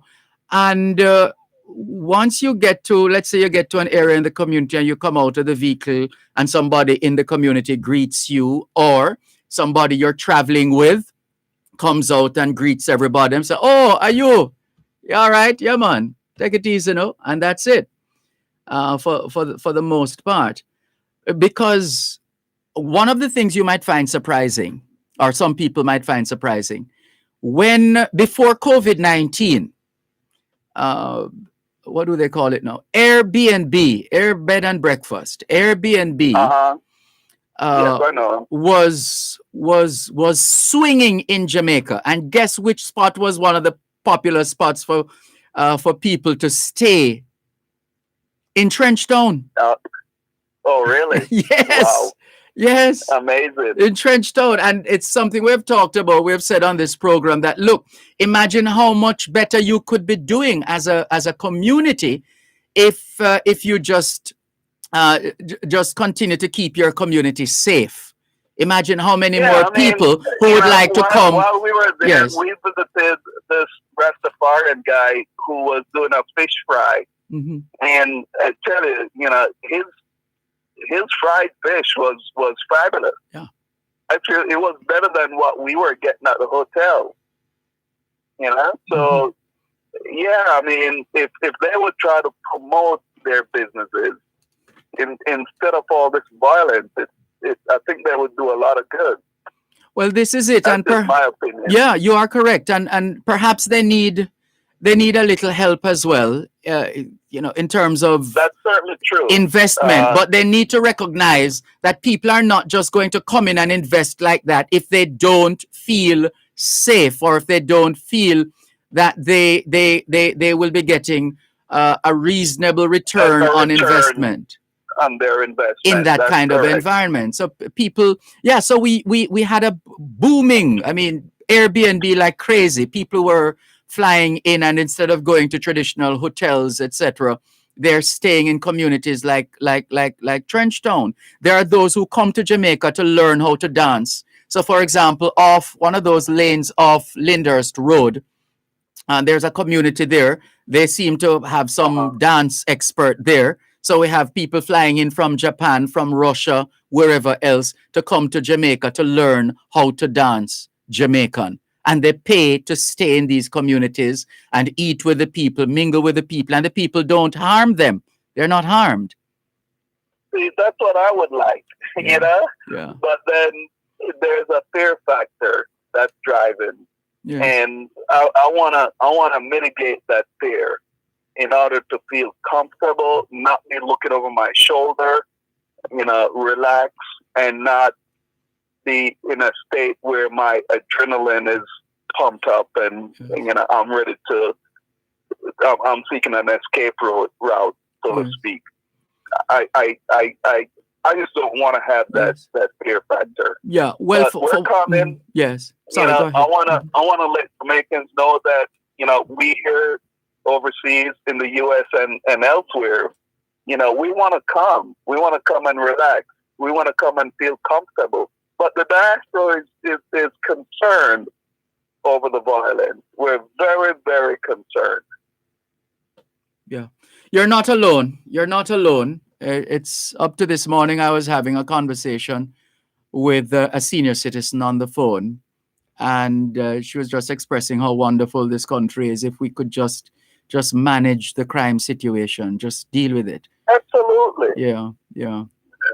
So I just want to put it out there on the airways, and thanks for the platform in order to express my views and opinions. I really appreciate it, and I'll let you go. No Thank you. problem. And you can call me anytime. My number is 876-365-3346, which I give out on the radio all the time. If there's something you're not sure about and you want to check or verify, etc., I'll be happy to oblige. Wonderful. Thank you so much. Take care now. You too. Bye-bye. Yeah, bye. Bye. This is your program, Both Sides of the Story, Power 106 FM, still streaming live on the Gleaners website, go-jamaica.com, live on your smart devices all over the world. There's no doubt that we have a problem. It's obvious. It's been staring us in the face for a very long time. It's not even like an elephant in the room. I mean, it's like a whole herd, right? But it's something that we have to deal with, and get better at managing and dealing with. And we've been, as we have been saying on this program for a little while, we have noticed an attempt to speedily, as we said, either to intercept or to bring into custody suspects. And we have been seeing it's forget me for the moment. Just Google, go to check the Gleaner, the Observer, check check Nationwide, whichever other station. Just check the news stories, the instances where a crime is committed. Now, again, the hope is that we'll be able to minimize, because that's a key thing. The key thing is to minimize opportunities for people to commit crimes. That's key. The key thing is to minimize those opportunities. So that even your presence, that's why we're saying, even the presence of a parked police vehicle in some places is likely to make a difference. It's likely to cause someone to think twice. And the speed at which you're able to safely and responsibly and professionally accost or apprehend those who are suspected or to have committed a crime, etc. All of these things.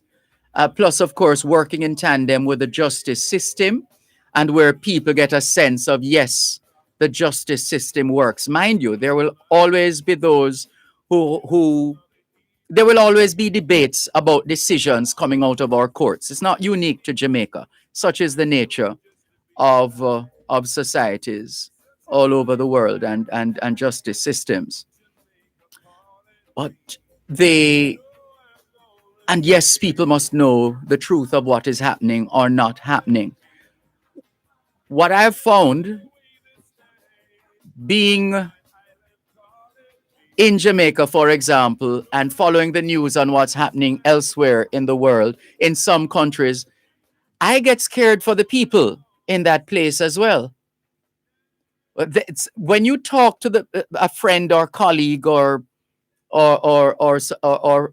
some other acquaintance in the area, they're saying, no, it's not all of this area. It's just this section here or so on. And then you put it into perspective.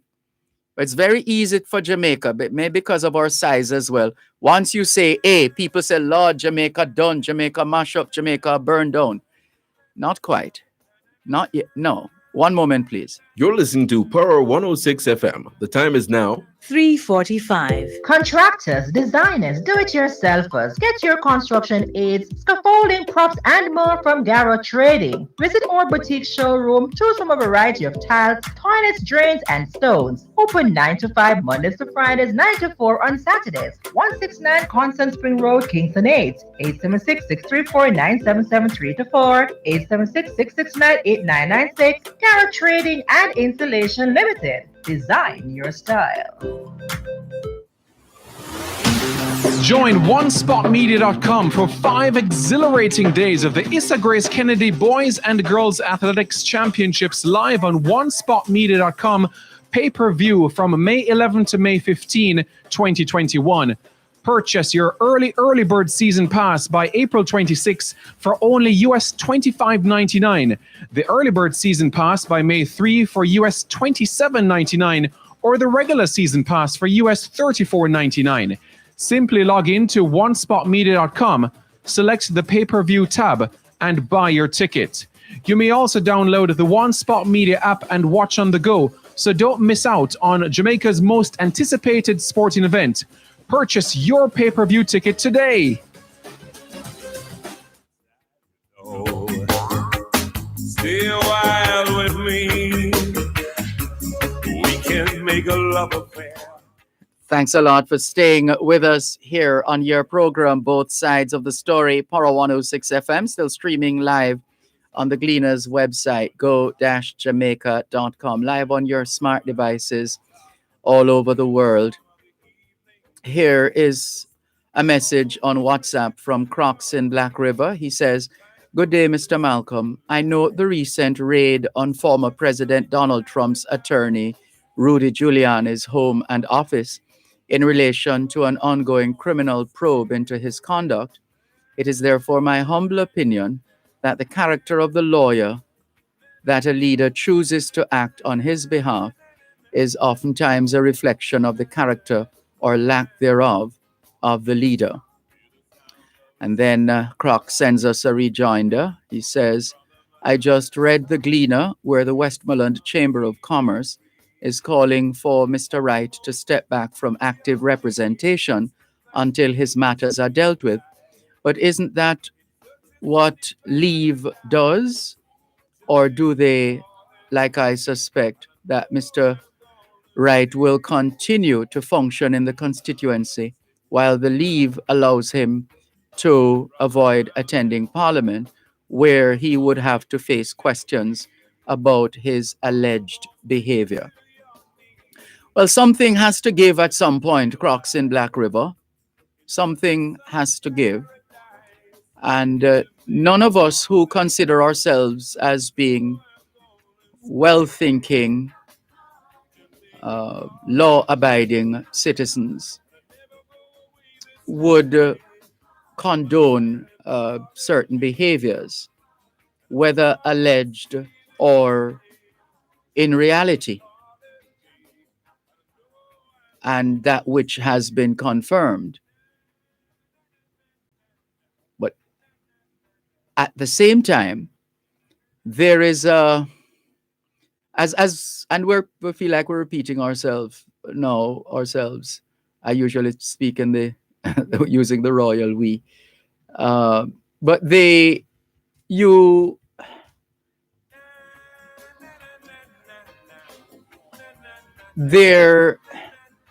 we've made the point over and over since this matter came up that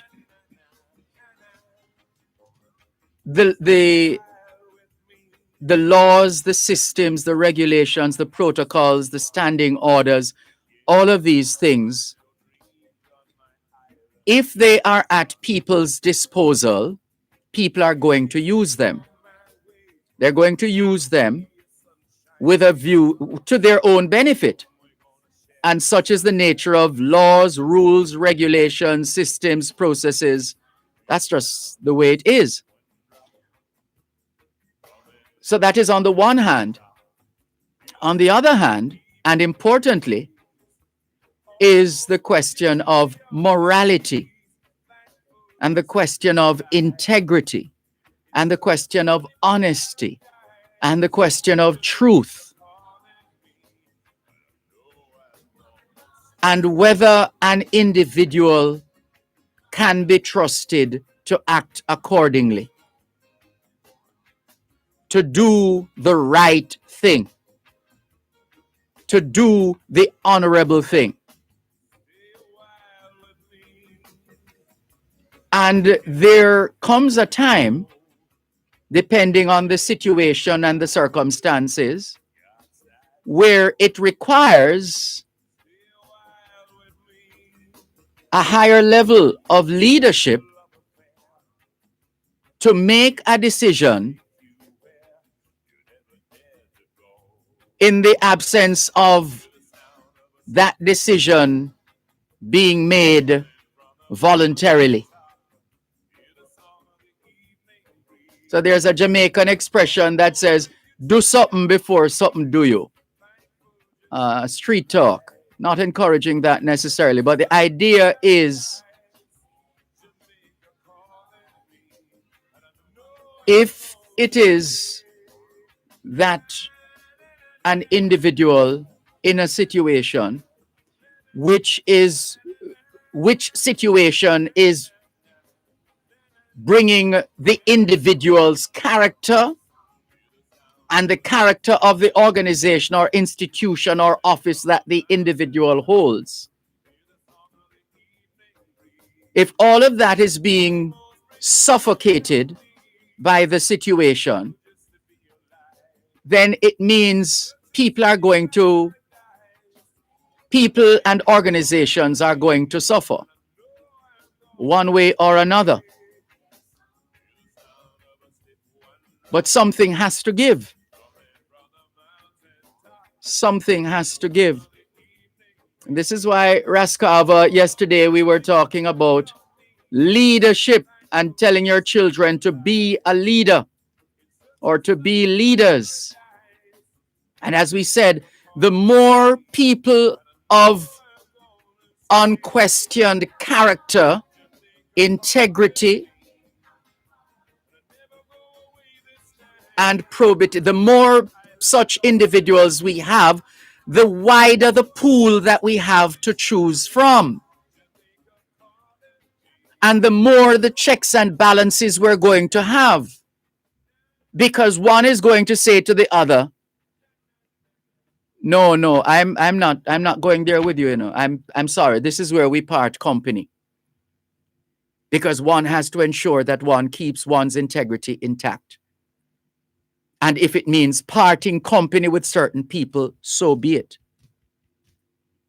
But the idea is, we've quoted former Prime Minister P.J. Patterson on this program a few times when he said, I was watching the news on TV, primetime news at the time, and there was some campaigning going on for, I believe, one of the many elections for leadership elections within the People's National Party.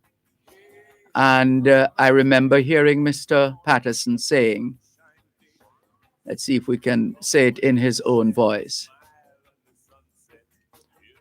When you occupy certain positions, you give up freedom of speech, or words to that effect. When you occupy certain positions, you give up freedom of speech. You are not free to just run your mouth to say whatever you feel like saying. You give up freedom of speech because your very words could cause the stock market to crash. Yes. Jawboning. And it's the same thing that when we occupy certain positions, we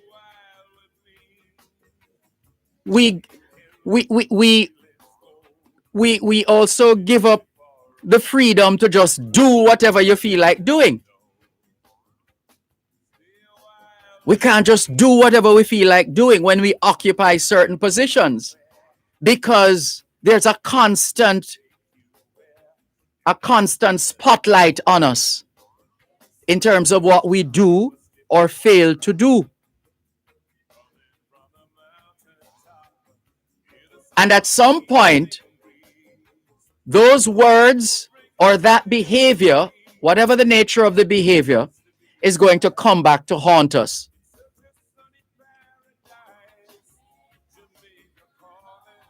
Now, as has been said over and over again, to err is human. We are emotional beings. And we do things, whether knowingly or unknowingly, wittingly or unwittingly. And if someone, having done something, demonstrates a level of contrition, a level of recognition that this is terrible, I have let down myself, my family, my organization, my country, and the individual goes on to publicly apologize in writing and otherwise, there is some hope for that individual. Some hope, perhaps sometime in the future, for that individual. And we have seen in this country individuals who have been to hell and back. We have seen that. So it's either that or one will forever. Yeah, I think we've said enough on this score. We have been talking about these matters for quite some time. But let's see how things continue to unfold. In the meantime, more messages. Who is this now? Hi, Dervan. Good afternoon. I have applied for assistance via the COVID compassionate grants.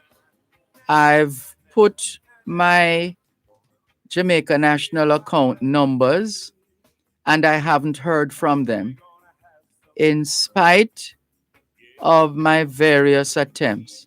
Now I'm dialing this number that I heard on the radio last night as I hear that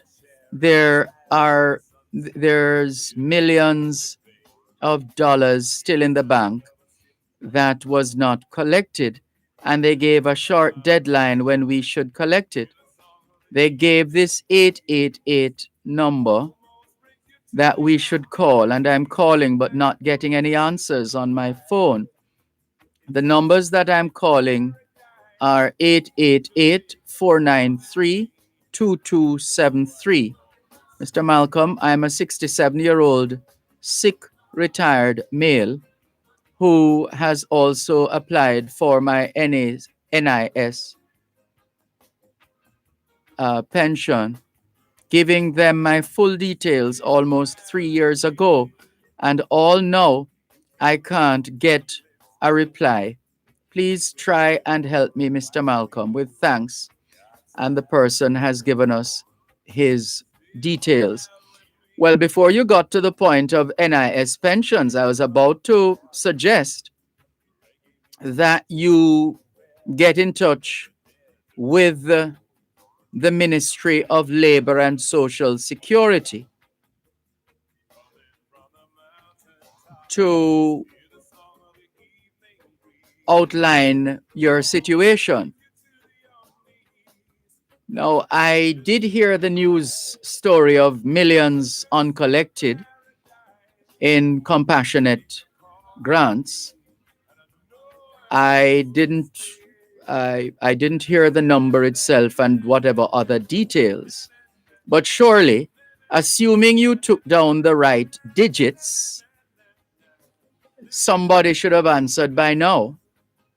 Assuming, and the other question I was going to ask was whether you had checked with your bank, Jamaica National, to get a sense of what you had done in terms of giving the account number as such. And here's the reason. I had a reason. Let me see if I can remember what the situation was now. The situation was, or hold on, one moment, please.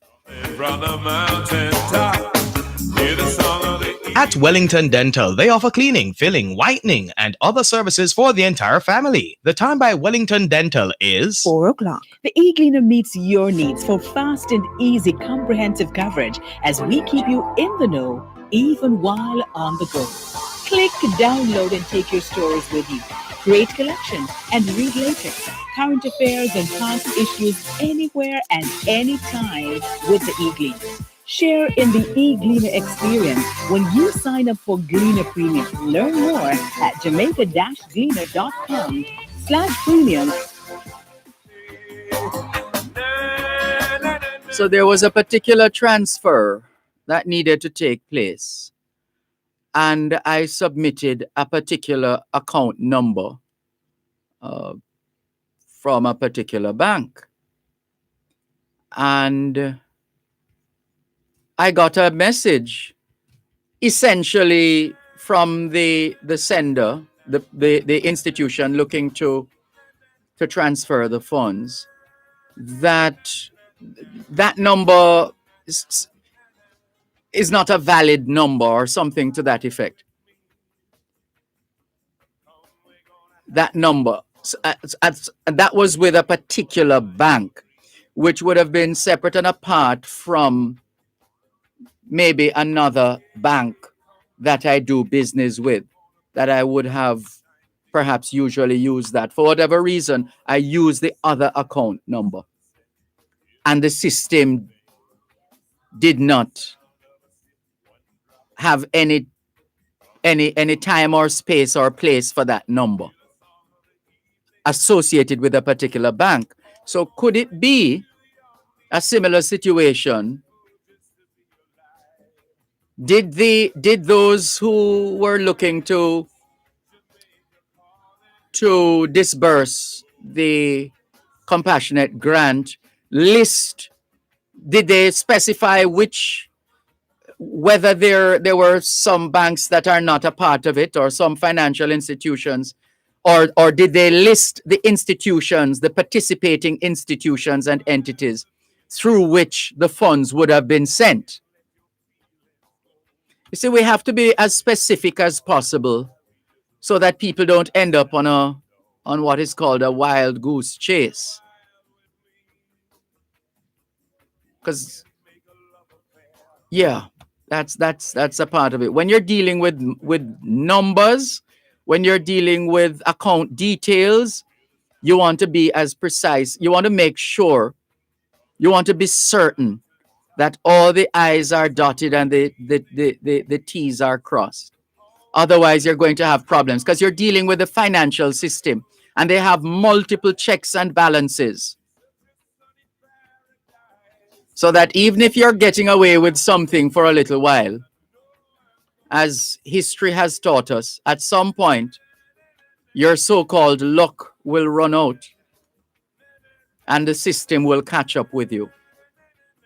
It's just the way it is. But let's see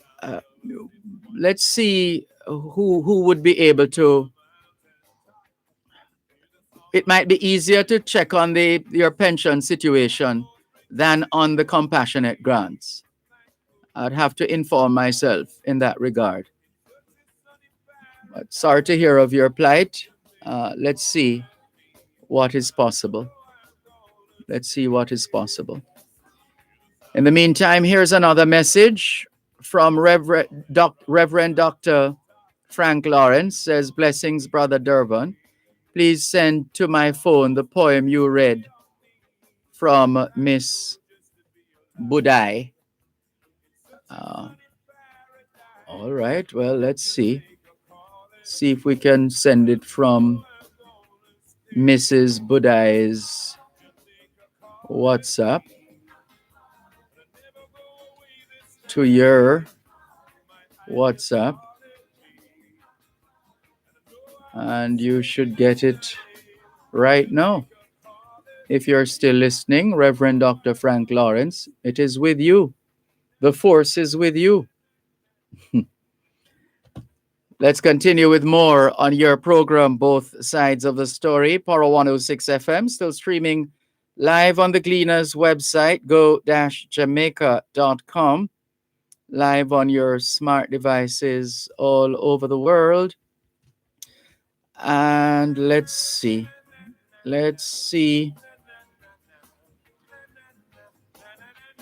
Hello. Who is this? Let's see. Oh, Faye Weller. Faye Weller says, good afternoon, everyone. Bless up yourself, Mr. Dervan. Errol in Maryland says, good afternoon, Dervan. Not sure why people from the USA and other foreign countries always talk about crime in Jamaica. We have more crime in the DMV more than Jamaica. Thanks for your message, Errol. But of course, you know the arguments that will flow from that. That is no excuse. Jamaica is a small country, and if we can't manage this small country, then what can we manage, etc., etc., etc. And then Errol says, ask him if he would go to Southeast late at night, and Errol would know where that is. I don't think he was being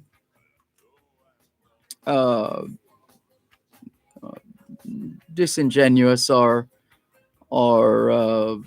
accusatory or anything like that. He just wanted to get an understanding of, as he started with the question, how are things on the ground? What's happening? In other words, wanting to get a feel of how people are operating in the public square, in the public space, moving about. And as I said, as we have always done, in good times and bad, people are going about their business.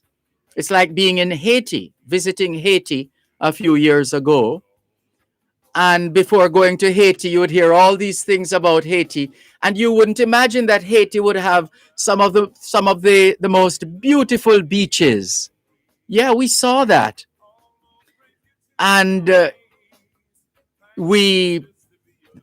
there are other things that people would have said about Haiti.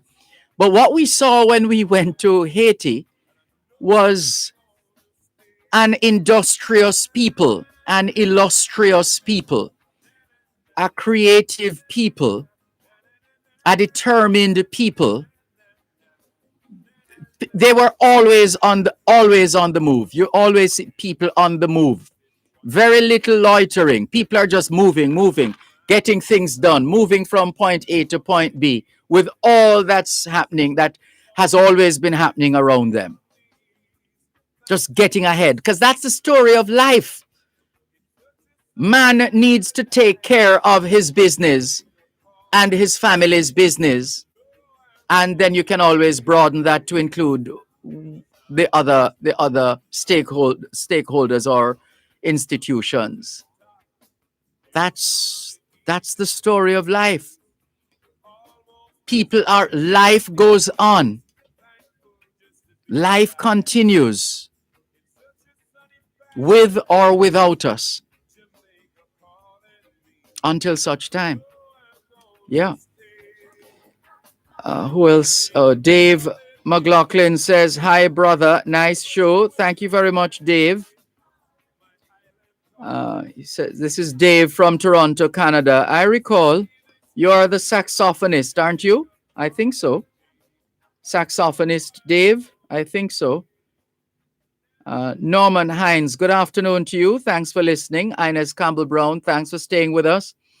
From Connecticut, Joan in Bermuda is also online. Thank you very much, Joan, and all the very best. Let's go to our text line, 876-365-3346, same as the WhatsApp number. This one says, "Public sanitary convenience in Jamaica is one of the things on my mind. Not enough. Why isn't there a waste disposal on all JUTC buses?" Yeah, this is another matter that we have dealt with before on this program. It is one thing to implore or impress upon people to properly dispose of their waste. It's another thing to provide the receptacles where receptacles need to be provided, and to efficiently and in a timely manner see to the picking up of these receptacles and taking away the waste to Riverton or any of the other similar sites across the country. So that's one argument. There's another argument that says, but hold on. We have been providing receptacles for this particular area year after year after year, and we keep having to replace the receptacles because people thief them or people mash them up. So you can't win now, can you? We can't win.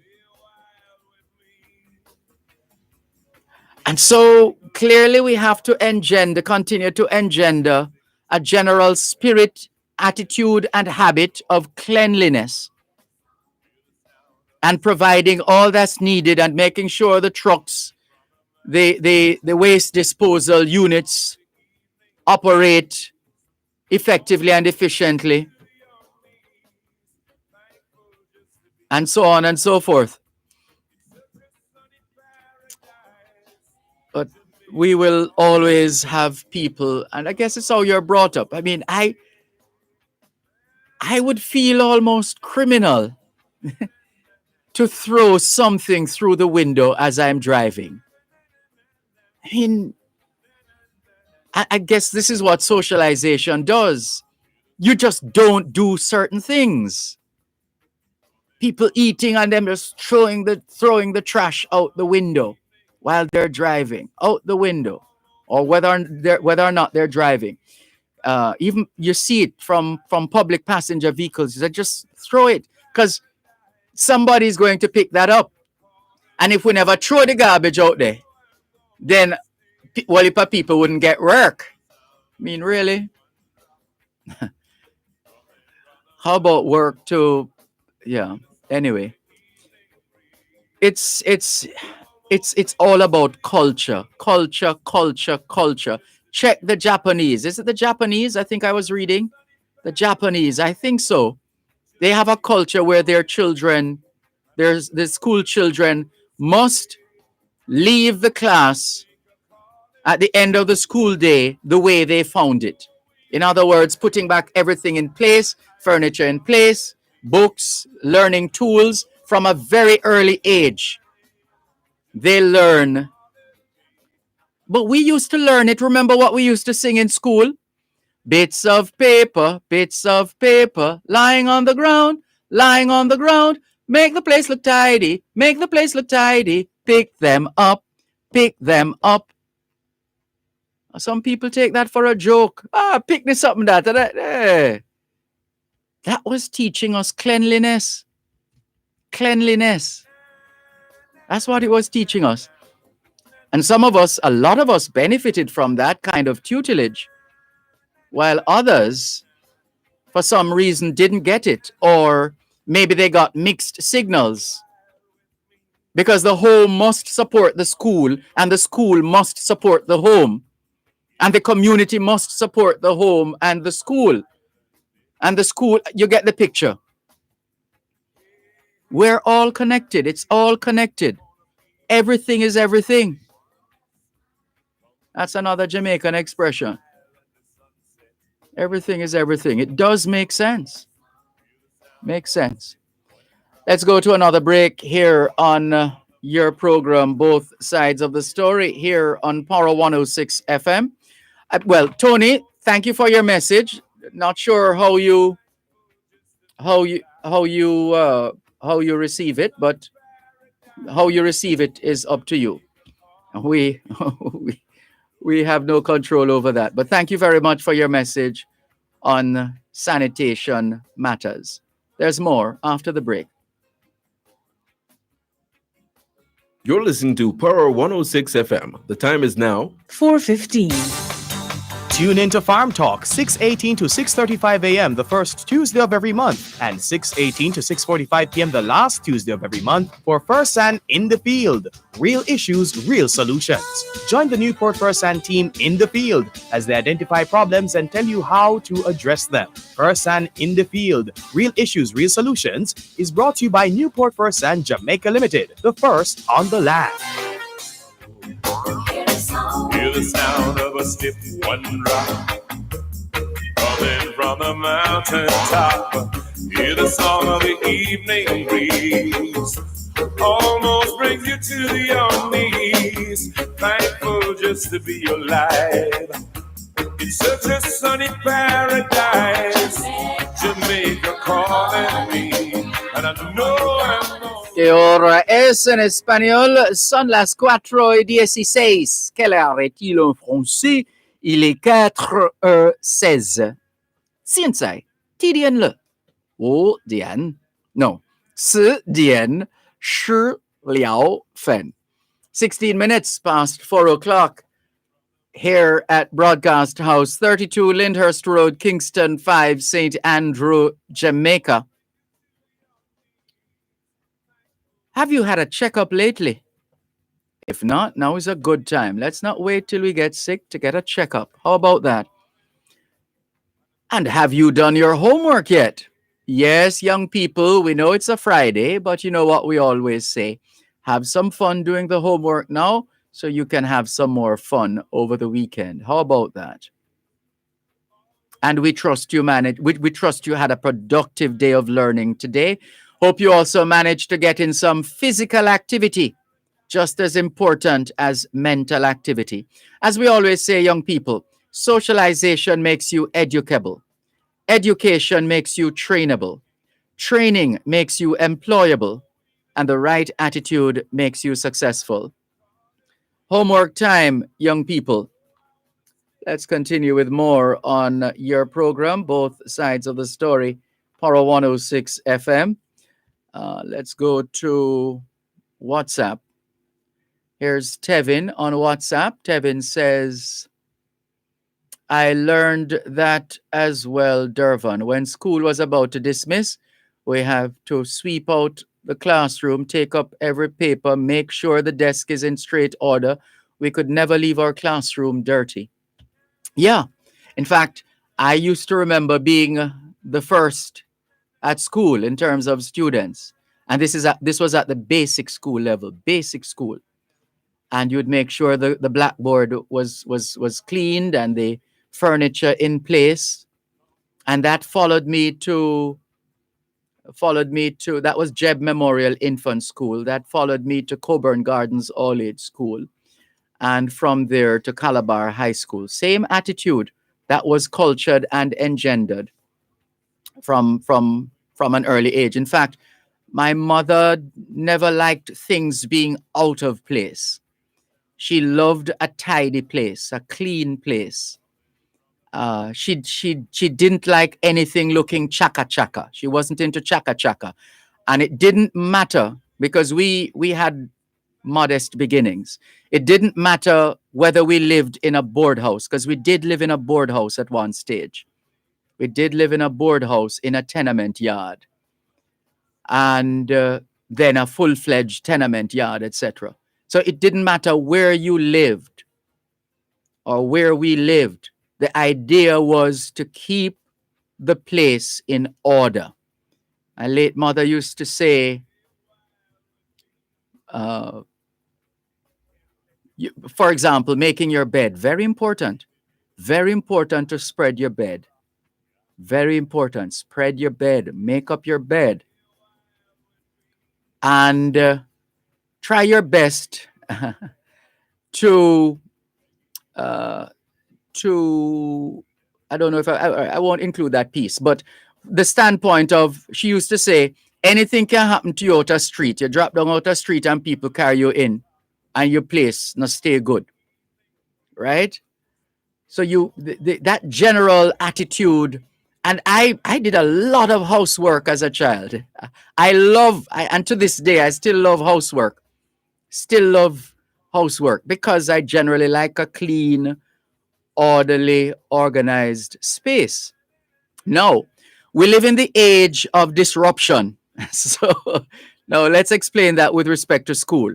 So whereas traditionally we organize the desks and the chairs in straight lines with the spaces in between, the experts over time have agreed that it does help if you change the environment or change up the space. So, for example, where it is feasible, you put the furniture in a semicircle or in a circle, or you have the particular class, whatever the class is, under a tree. Under the tree, take your chairs and go on. We sit under the tree and we have class, etc. And the idea being to make learning a little more flexible, a little more palatable to the children, instead of the straight-laced thing, etc. And so there's that. But the thing is that we really should learn order before we learn disorder. Ideally, that's what's really supposed to happen. We're supposed to learn order before we learn disorder. That's really what is supposed to happen. Unfortunately, for whatever reason, not judging anybody, but for whatever reason, a lot of our people, or too many of us, learn disorder before learning order. So imagine how difficult that is to reverse. Imagine the difficulty. If all you have always known is disorder, and all of a sudden you're in a situation now, whether at school or church or at work, where a level of order, a level of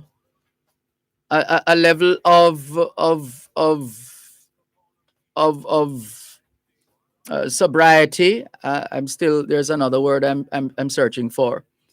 A level of decorum. Decorum. Yeah. Once we get into that kind of environment, it becomes strange to some of us. But we really should learn order before disorder. Yeah. That makes a huge difference. How did we get there? Message from, that was a message from Tevin. Thank you for your message, Tevin. Patriotic Jamaican in New York says, Mr. Malcolm, could you please tell Errol that we need to stop pointing to what's happening in other countries and using as excuse for the ills of Jamaica. Jamaica is the place we are concerned about and want it to be the best place on earth. Let other countries worry about their problems while we work to make our little piece of the rock the paradise that it has the potential to be. Thank you very much, Patriotic Jamaican, for your message. And that is the thing. We have to recognize that every situation is different, every country is different, every culture is different. And some things will work in some cultures, some things won't work in others. And it's about recognizing this. The key thing is to know knowledge is indeed power, and then we take it from there. How about that? 876-922-4112, 876-922-4113, 876-922-4114, and 876-922-4115. The text line, same as the WhatsApp number, 876-365-3346, 876-365-3346. And Rose in London says, cleaner. Yeah, no, I've always loved housework, quite frankly. Yes, man. Changing, at Christmas time, for example, you have to put up fresh curtains, Yes, man, change the curtains, and you take out the new spread or the new the new sheet set, and you take out the crockery out of the cabinet, and you wash them like once a year. Only once a year some of them get used. Just a general spirit of cleanliness. We love that. We love that, actually. Yeah. Thank you very much. How did we get there again? Did somebody else say something? Yes. Oh, yes. That was Rose in London saying cleaner. Yes. And let's see who else. Oh, just a couple of updates that we wanted to share with you, or faithful listeners at home and abroad. Can we open it? Where is it now? No, does this have anything to do with... Let's see. Since we're talking about places and different countries having crime or whatever, how much of this story do we have access to? Let's see. Just there was a message from The Economist, a notification looking at the headline is the most dangerous place on earth. The most dangerous place on earth. And it says, the byline, America and China must work harder to avoid war over the future of Taiwan. So that's what this is about. The test of a first-rate intelligence, wrote F. Scott Fitzgerald, is the ability to hold two opposing ideas in mind at the same time and still retain the ability to function. I love this. I love this. So this is a quote from F. Scott Fitzgerald. who says the test of a first-rate intelligence is the ability to hold two opposing ideas in mind at the same time and still retain the ability to function. And then the story goes on. For decades, just such an exercise of high caliber ambiguity has kept the peace between America and China over Taiwan, an island of 24 million people, 100 miles or 160 kilometers off China's coast. Leaders in Beijing say there is only one China, which they run, and that Taiwan is a rebellious part of it. America nods to the one China idea, but has spent 70 years ensuring there are two. So America has been playing boaty, as we say in Jamaican parlance, boaty. But it's a serious matter, though. It's a serious subject. It's it's based on our subscription with The Economist magazine that we get these stories. Thank you very much for your continued listenership and support here on both sides of the story.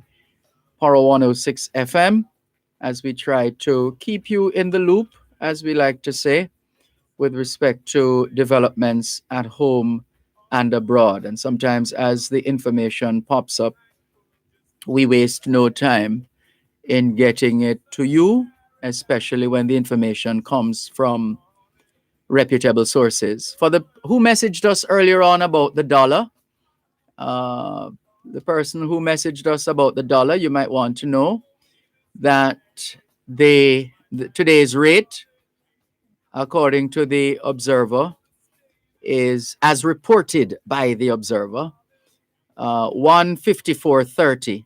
So you can get $1 for $154.30 Jamaican. That's where it's at, 154.30. And here's a story, another story. Where's this? This is from the Observer as well. WHO lists anti-COVID Moderna vaccine for emergency use. Let's look at that story after the break. You're listening to Power 106 FM. The time is now 4:30. The e-Gleaner meets your needs for fast and easy comprehensive coverage as we keep you in the know even while on the go. Click, download, and take your stories with you. Create collections and read later. Current affairs and past issues anywhere and anytime with the e-Gleaner. Share in the e-Gleaner experience when you sign up for Gleaner Premium. Learn more at jamaica-gleaner.com/premium. Coming from the mountaintop, hear the song of the evening breeze. Almost brings you to your knees. Thankful just to be alive. In such a sunny paradise, Jamaica calling me, but I know I'm gonna stay. Que hora es en español? Son las 5:29. Quelle heure est-il en français? Les 5h moins 29. Hiện tại, TDN le Wu Dien Cha R Shi Jiao Fen. 29 minutes to 5 o'clock in the afternoon here at Broadcast House, 32 Lyndhurst Road, Kingston 5, St. Andrew, Jamaica. Do you know where your children are? Are they where they're supposed to be? Doing what they're supposed to be doing? It's a good time to check up on the children. A good time for us to continue with more on your program, Both Sides of the Story, here on Power 106 FM. Here's the story now with respect to the World Health Organization, WHO, now listing anti-COVID Moderna vaccine for emergency use. The World Health Organization, WHO, today said it had listed the anti-COVID-19 Moderna vaccine for emergency use. The listing procedure helps countries unable to assess a vaccine's effectiveness themselves to have access as quickly as possible and allow the COVAX vaccine sharing scheme and other partners to distribute it to poorer countries. The US vaccine is the 5th jab to earn WHO's emergency listing. The US Food and Drug Administration issued an emergency use authorization for the Moderna vaccine on December 18, 2020, and a marketing authorization valid throughout the European Union was granted by the European Medicines Agency on January 6, 2021. The WHO said in a statement that its Strategic Advisory Group of Experts on Immunization, SAGE, had found the Moderna vaccine to have an efficacy of 94.1%. And efficacy there just means doing what it is supposed to do. So a 94.1% chance of doing what it is supposed to do. The other vaccines listed for emergency use by the WHO are Pfizer-BioNTech, AstraZeneca, Serum Institute of India, and Janssen. Janssen. That looks like one of those, what do you call them now? Dutch. Looks like a Dutch name. Is it? Yeah, one of those. Janssen. Right. So Moderna yesterday said it expected to produce up to 3 billion doses of its vaccine in 2022 through new funding commitments to boost supply at manufacturing sites in Europe and the US. And here is some encouraging news along the lines of vaccines. US government supports Jamaica's COVID-19 vaccination efforts. Chargé d'affaires at the US Embassy in Kingston, John McIntyre, says he has advocated for Jamaica. And the chargé d'affaires is essentially the lead person at a particular point in time at an overseas mission. It's a French term, chargé d'affaires. It really is, I believe, would you say second in command or the deputy of an ambassador, a country's diplomatic representative. And it could be the lead, he or she could be the lead person as well, let's say in what is called a minor country. So it could be a state's diplomatic representative in a minor country. Other than that, it's the ambassador's deputy, chargé d'affaires. I would like to think, put another way, invariably the operational person, the person who has a hands-on, has hands on the operation of the entity, chargé d'affaires. In this case, the embassy. Oh, let's get back to the story. You know, we never miss a teachable moment, right? Right. So the U.S. government supports Jamaica's COVID-19 vaccination efforts. No surprises there. Chargé d'affaires at the U.S. Embassy in Kingston, John McIntyre, says he has advocated for Jamaica and the Caribbean as a whole to receive supplies from the 60 million doses of the AstraZeneca vaccine, which the U.S. government will share with other countries once the Federal Drug Administration, FDA, has determined it meets its expectations for product quality. McIntyre was speaking. Mr. McIntyre was speaking earlier this week during a webinar, COVID-19 Vax Facts and more, COVID-19 Vax Facts and more, hosted by the American Chamber of Commerce of Jamaica, AmCham Jamaica. Good afternoon to AmCham President Andon Young Sang, who thanked the U.S. Embassy for its advocacy and also asked that the U.S. government considers sharing some of the FDA-approved vaccines, Pfizer, Moderna, Johnson & Johnson, with Jamaica and other Caribbean countries. Let's see how that unfolds. Police charge 31 people at Carmart party. Oh dear. 31 of approximately 80 people in attendance at an illegal party at a Carmart along Constant Spring Road were arrested and charged with breaches of the Disaster Risk Management Act when officers shut down the event Thursday. That's last night, yes. The police said an additional 7 people received summonses to appear in court for the breaches.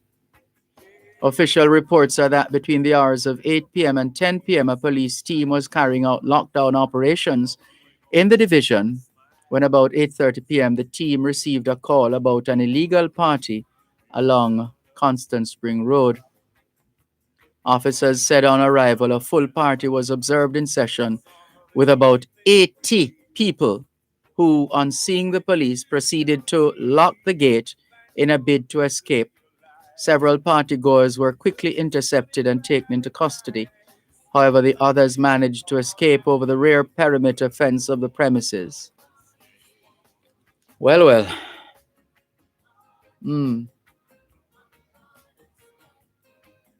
Oh, this is another one. 27 people charged after police shut down illegal party. 27 people have been charged with breaches of the Disaster Risk Management Act after the New Kingston police shut down an illegal party on Knutsford Boulevard. On Wednesday, the police said about 10:10 p.m., a team of officers went to the location where they observed lights and music coming from the roof, and upon entering the premises, reportedly saw a number of people. The event was then shut down and the individuals arrested and charged. Oh dear.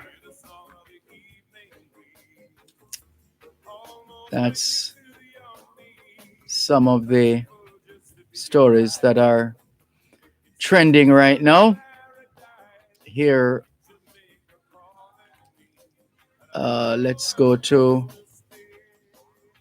this one as we try to possibly prepare you for news at 5.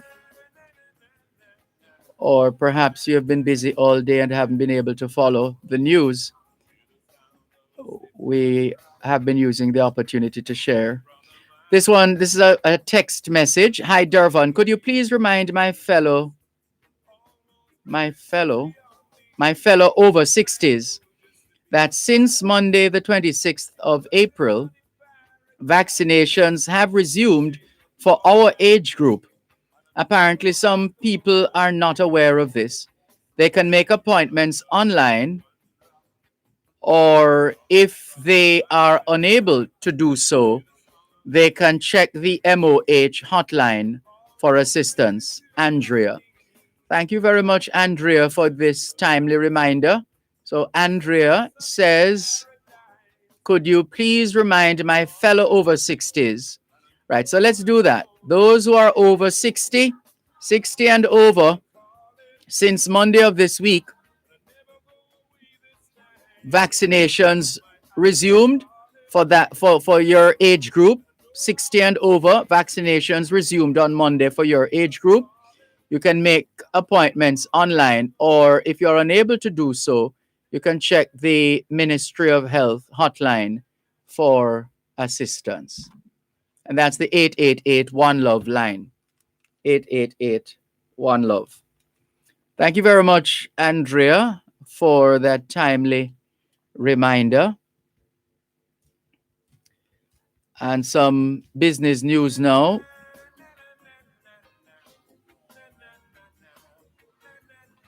Grupo Aeroportuario del Pacífico, GAP, which operates Jamaica's 2 international airports and a dozen others in Mexico, has reported a 26% decline in revenues. The company recorded 3.6 billion pesos or 178 million US dollars for the quarter ending March 31, 2021, compared to 4.97 billion pesos in the comparative quarter. In April 2015, GAP acquired 100% of Desarrollo de Concesiones Aeroportuarias SL, which owns a majority stake in MBJ Airports Limited, a company operating Sangst International Airport in Montego Bay. 3 years later, it entered into a concession agreement for the operation of the Norman Manley International Airport in Kingston and took control of the operation in October 2019. No surprises there in terms of the decline. After all, travel has taken a hit, and naturally the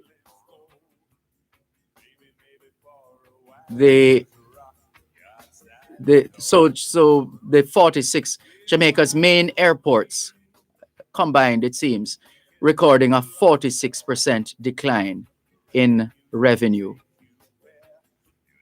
And Canada to start getting Pfizer vaccines from the US next week.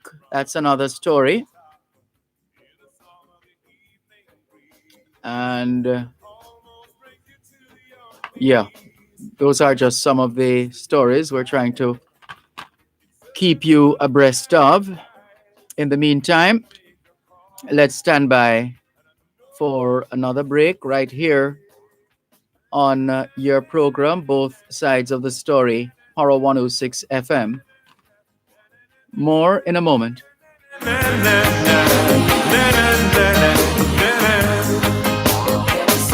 the sound of a stiff one drop coming from the mountain top.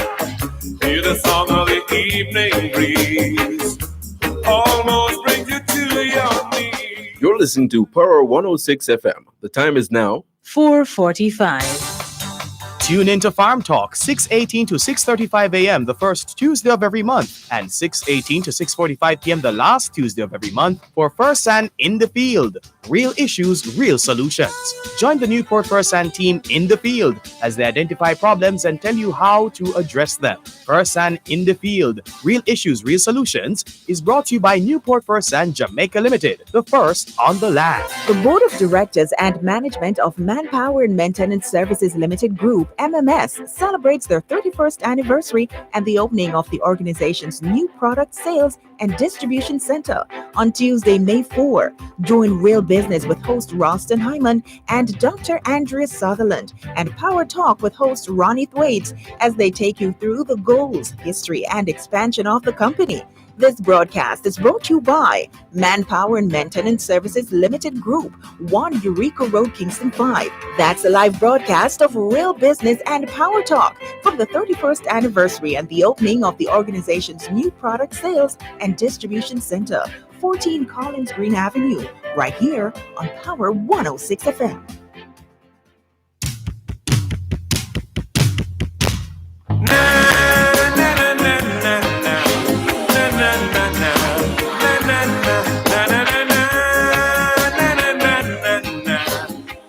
¿Qué hora es en español? Son las 5 menos 13. Quelle heure est-il en français? Les 5 heures moins 13. 现在几点了？5点差13分. 13 minutes to 5 o'clock in the afternoon here at Broadcast House 32 Lyndhurst Road, Kingston 5, St. Andrew, Jamaica.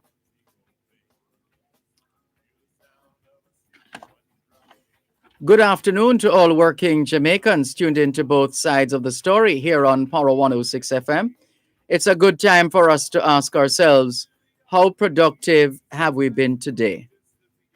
How productive have we been today?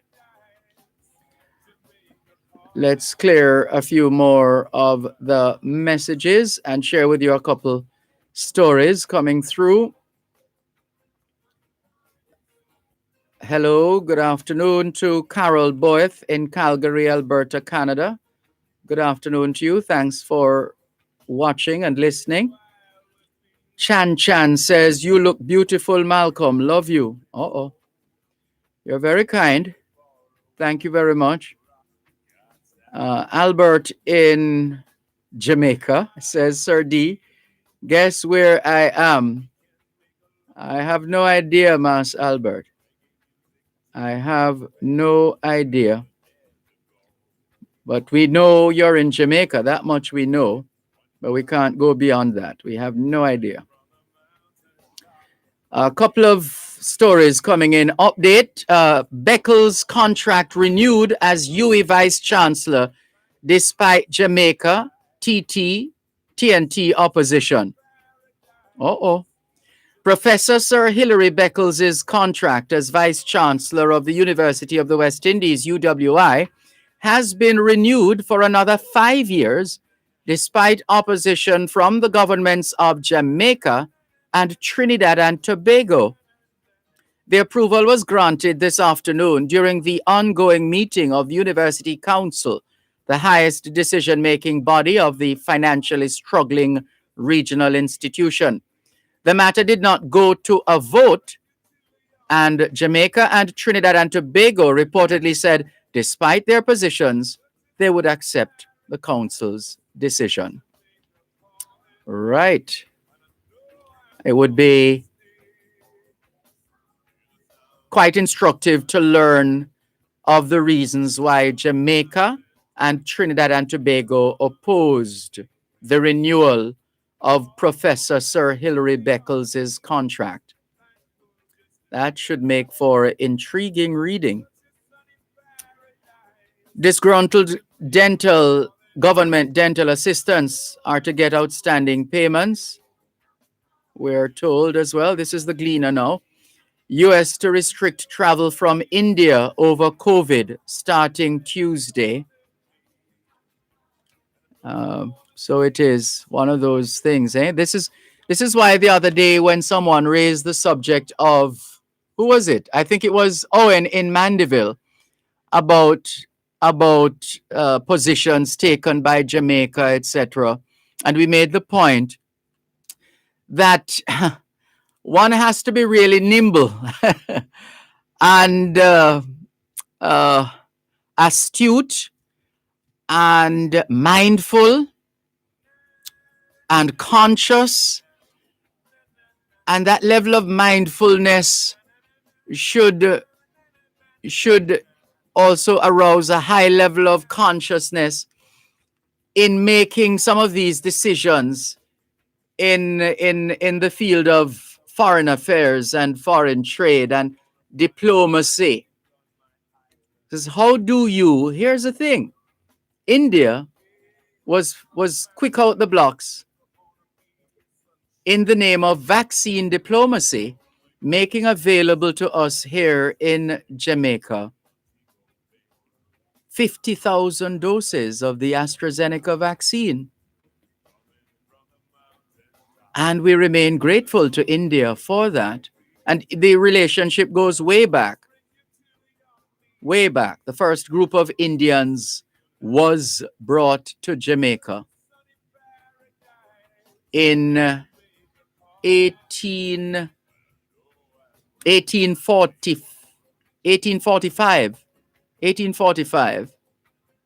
I think it was in the month of May as well. It was around the 10th, somewhere between the 5th and the 10th of May, 1845. We go way back when they were brought here as indentured laborers. And they've always been a part of the rich melting pot of ethnicities that we have here in Jamaica. So it's a long history that we have, and a beautiful relationship with India. But then there comes a time, unfortunately, India is going through a third wave of COVID-19, and it's so devastating to watch the pictures and to listen to the reports and read the stories. And obviously, other countries remember the mantra, Owen in Mandeville, that we said the general principle of most countries in terms of foreign policy is a friend to all, enemy to none. A friend to all, enemy to none, or words along that line. And so it's recognizing that there is a situation, and the people of India are not unreasonable. The government of India is not unreasonable. They realize that they have a situation that they have to deal with, and so they have had to take some steps. And the rest of the world, like Jamaica, has had to take some steps as well. So it's no, as we say in Jamaica, no hard feelings, just doing what needs to be done at this time in light of what is unfolding in India and also here in Jamaica. And even as that is happening, even as that will take effect on Tuesday, where the US is to restrict travel from India over COVID starting Tuesday. And you know that generally starts a domino effect. But even then, you're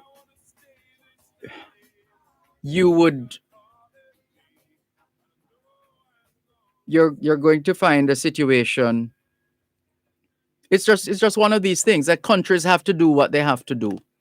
That's what it boils down to. It doesn't necessarily mean that they are closing, they are creating animosity. No, they're not doing that. They're just doing what they need to do at now. They have an emergency and they have to deal with it. So I was saying that to go on to, and I think I might have sort of mixed the two up a while ago in terms of Jamaica, but I was going on to make a connection there where we had closed our borders to England very early because that's where the first case of COVID-19 came from, in Jamaica. It was from someone from the UK. And the borders were subsequently reopened. And Jamaica had to close the borders again some months ago. And effective tomorrow, the borders will reopen to those in the UK. So Jamaicans and friends of Jamaica are now able, who are in the United Kingdom, can now, as of tomorrow, fly to Jamaica. Borders open again in that regard for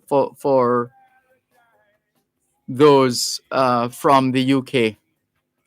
So it's just the way it is. You have to manage your own country, even as you maintain the relationship or relationships with other countries, other territories, other partners in your particular region or on your particular continent, etc. It's just the way it is, and some necessary decisions that have to be taken. Albert is confirming where he is. He's at Stewart's Hardware. After all, today is the start of their sale, their spring sale, Stewart's Hardware spring sale. And we say it freely because they're longtime sponsors and partners with us here at Power 106 FM. And we recently assisted them in that promotion as well. So Stewart's Hardware having their spring sale today and tomorrow. Today and tomorrow. I hope I'm getting that right. It's today. Today is the 30th and tomorrow is the 1st. Yes, I think so. But let's just say this weekend. This weekend. I'm not looking at the information now. Where is it? But for sure, that's where Albert is, making sure that he takes advantage of the spring sale that is happening. So thank you very much for your message, Albert. Carol in Calgary, Alberta, Canada says it's so very sad what's taking place in India, Dervan. In conversation with my Indian friends and colleagues, they're concerned with many people without COVID-19 dying in hospital, and they're putting COVID-19 as a cause of death. Well, we would expect. Remember, India is a signatory to the same general practices that we are subject to here in Jamaica, where we have to accurately capture data. We have to accurately capture data because we are part of this. The world, our fellow world leaders, or fellow citizens of the world must be able to trust the information that come from us. And it has to be documented, no matter how overwhelming, documentation is important. Even if one has to get to the point of saying, this situation was so bad that sadly, a certain number of people, we just weren't able to test them. And so the cause of death remains unknown or something like that. But there has to be documentation, Carol, in Calgary, Alberta, Canada. Because remember, oops, look at the time. Oh, goodness. Can we thank you once again for the privilege of serving you on yet another edition of your program, Both Sides of the Story, for today, Friday, the 30th and final day in the month of April 2021. The moving finger writes, and having writ moves on, nor all your piety nor wit shall lure it back to cancel half a line, nor all your tears wash out a word of it. All things being well, Both Sides of the Story returns next month, as in Monday. Till then, this is Dervan Malcolm reminding all of us that every day is an opportunity to do better than yesterday. Have a great weekend.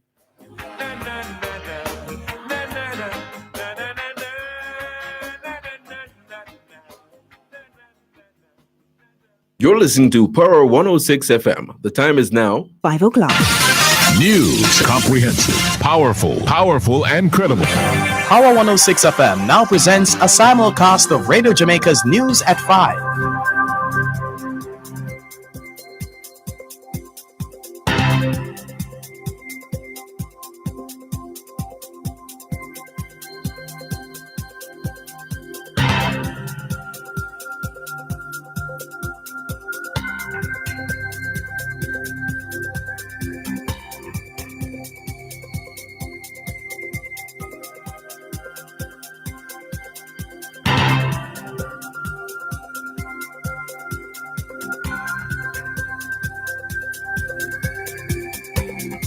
Afternoon, I am Dervan Gordon.